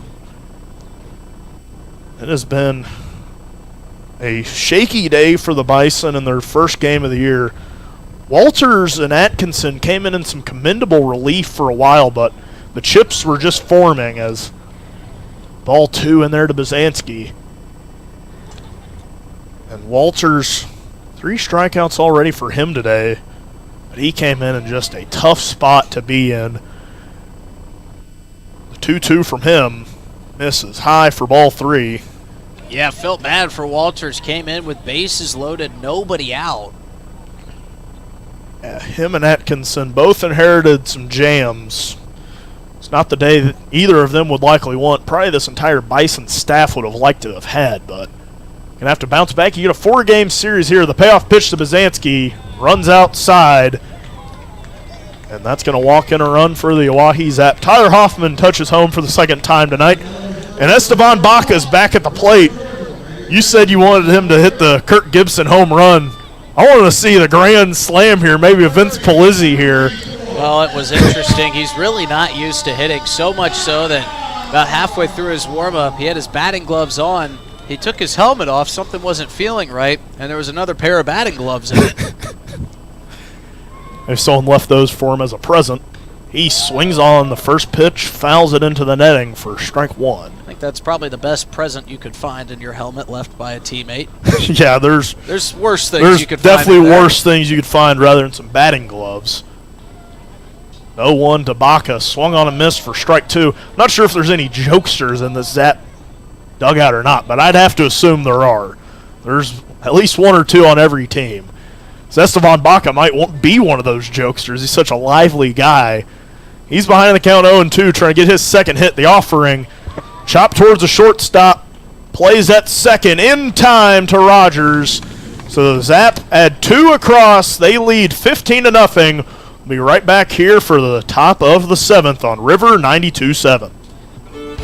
The The summer is here, and you know what that means. The Oahe Zap are back, and we at DRG Media Group are bringing you coverage of every Zap home game all summer long. You can hear all the home Zap games on River 92.7, or you can watch them live on drgnews.com at the River 92.7 station page. The Zap are offering you fans something new every single night. So get out to Hyde Stadium for some Zap baseball this summer. Purchase your tickets on oahezap.com or buy them at the box office. If you can't make it to the game, we've got you covered on River 92.7 Oahe Zap Baseball, brought to you by DRG Media Group.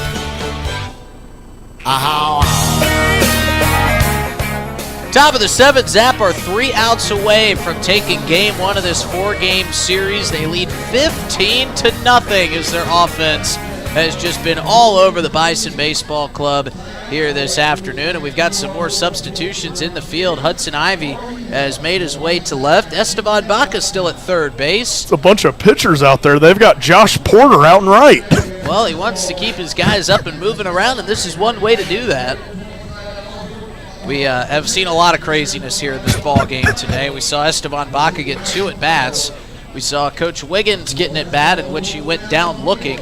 Shame on him for not protecting the plate there in that at-bat, as he got struck out, and then took his anger out on us up here in the broadcast booth, thinking that we were the ones playing that walk-up music too long, and kind of look at us, throwing his hands up, saying, "What are you doing?" Banging his hand against his head, saying, "Stay awake up there." I think you should probably stay more alive at the plate.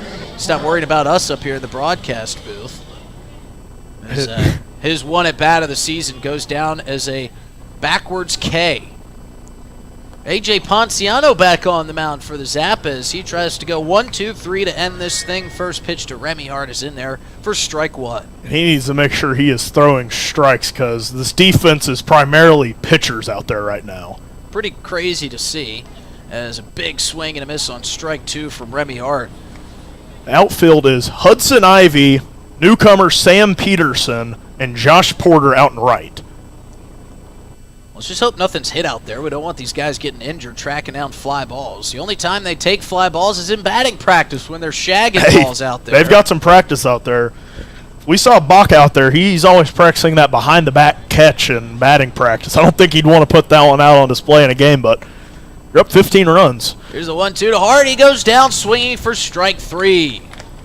So a good play from, or a pitch from A.J. Ponciano and Esteban Baca trying to get flashy over there at third. He tried to go Savannah Bananas and bounce it between his legs. And then he threw it over the head of his second baseman, Tyler Hoffman. And I guess these guys are having fun, but you don't want to be messing up the throw around the infield after a strikeout. Ponciano will face Rhett Rogers here. So that one misses down and away. Good stop by Ty Farwell. I think this would make the old curmudgeon-y baseball heads, the baseball lifers, pretty unhappy, as this one misses up and in. A lot of antics taking place here in this ball game today at Hyde Stadium, but it's 4th of July weekend. You got to keep it entertaining. Two sister organizations, they're having fun. At least the Zap are. 5 pitchers on the field for the Zap right now. Here's the 2-0. That one catches the outside corner for strike 1. I mean, you're going to have to take a picture of this if you're at Hyde Stadium because you're not going to see this many pitchers out in the ball game for the Zap all year. We got some two-way guys, but none of these guys out there are two-wayers. Here's the 2-1, and that is worn by Rhett Rogers. So A.J. Ponciano puts a runner on first with 1 out here in the top of the 7th. But it sets up the double play opportunity as Josh Day will come in and hit for the Bison. It depends on who it's hit to. If it's hit to Esteban Baca, I don't know how much experience he has over there at the hot corner trying to turn a double play. We could find out. Ponciano comes set. First pitch today is lifted down the right field line. Couple Zap giving chase, but that one's going to tail foul. And we almost saw a pitcher make a play as he climbs the wall in preparation for possibly trying to rob one of those foul balls. If Josh Porter gets up and robs a ball tonight, I'm putting that one on the bingo card. You're running some foul poles? I'll run a foul ball if he robs a ball tonight. That makes the count 0-1 to Josh Day. As Ponciano comes set and just misses inside. So that'll even up the count 1-1.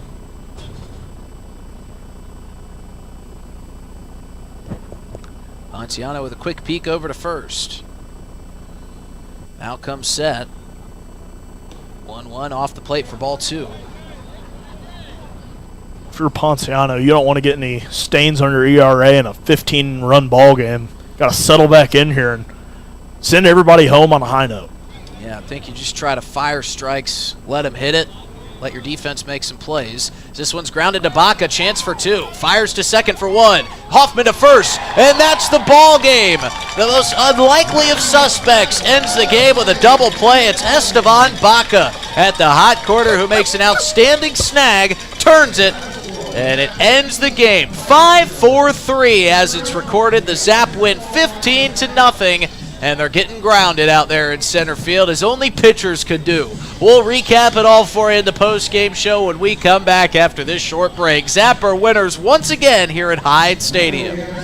Looking for happenings in Central South Dakota? The Pierre Area Chamber of Commerce Community Calendar is your go-to for all the latest events. From entertainment to local benefits, community activities, and more, there's something for everyone. Email your event to contactchamber@pierre.org and it will be listed on the weekly calendar. To view the calendar, go to www.pierre.org. Let's celebrate together in the heart of South Dakota. The Pierre Area Chamber of Commerce, connecting our community one event at a time. Doing a little spring cleaning at your house? I'm Val Keller, City of Pierre Solid Waste Manager, letting you know the City Supply Swap program can help. We'll recycle cleaning supplies, paint, and other household chemicals you don't want anymore. Plus, you're free to take any products other people dropped off for recycling. The swap program helps our customers and keeps things out of our landfill. Supplies we accept include stains and sealers, pesticides, pool chemicals, typical cleaning agents, as well as oil-based paint, latex paint, and spray paint. For additional information, call 605-773-7434. Again, that's 773-7434 for more information about recycling your household supplies and paint. Let the City of Pierre help you get your home and garage cleared out and cleaned up for the summer months. This public service message is brought to you by the radio stations of the DRG Media Group in Pierre. Fun night at the ballpark for the Oahe Zap. They take game 1 of this 4-game series 15-0. They score 1 in the bottom of the first, 1 in the bottom of the second. They open the floodgates in the fourth, scoring 3 and then 8 in the bottom of the fifth. They followed it up with 2 in the bottom of the 6th inning. They never saw the bottom of the 7th because they win by run rule. 15-0 the final score. As we saw a little bit of everything here today. We saw pitchers in the outfield. We saw Esteban Baca get his first hit as a Zap. We saw Coach Wiggins go down looking on a perfectly pitched strike 3. And we saw something we have seen a lot of here this season, the Zap winning. Final score 15-0. Dylan, there's a lot to take in. You just said you're going to go down and talk to some of these guys on the Zap who just had maybe one of their most fun wins of the season. Yeah, and it's always fun at Hyde Stadium, and we always see something we haven't seen before, but I don't think we've had a more odd game than tonight. We have pitchers playing in the outfield. We have pitchers getting hits. We have coaches striking out, and it was just an all-around funny day at Hyde Stadium, and definitely going to be a memorable win for a team that has just looked completely different at home rather than when they're on the road. And we'll see if they can keep this going tomorrow, which will be the 4th of July. A ton going on around the Fort Pierre area. We're excited about it. And we'll have the coverage for tomorrow's matchup between the Bison and the Zap coming to you live on River 92.7 and the Oahe Zap YouTube and drgnews.com at the River 92.7 station page. Coverage beginning at 5:55 for a 6:05 first pitch. 4 errors, 3 hits, no runs for the Bison. Clean on errors for the Zap, none of them today for the home team. They score 15 runs on 12 hits and win it 15-0. Big thanks to all of our sponsors at the Pierre Area Chamber of Commerce, at the Pierre Regional Airport, and for Venture Communications delivering our first inning Fiber Fact. For our producer-director extraordinaire, Eli Lewis, for my partner in crime, Dylan Beach, I'm Justin Cowart, saying so long from Hyde Stadium on this gorgeous Thursday night. We'll see you tomorrow on the 4th of July for some more Zap baseball here on Hyde Stadium on River 92.7. This broadcast of Oahe Zap Baseball was brought to you by DRG Media Group and its sponsors. The next home Zap game will be broadcast right here on River 92.7 and DRGnews.com. Thanks for tuning in.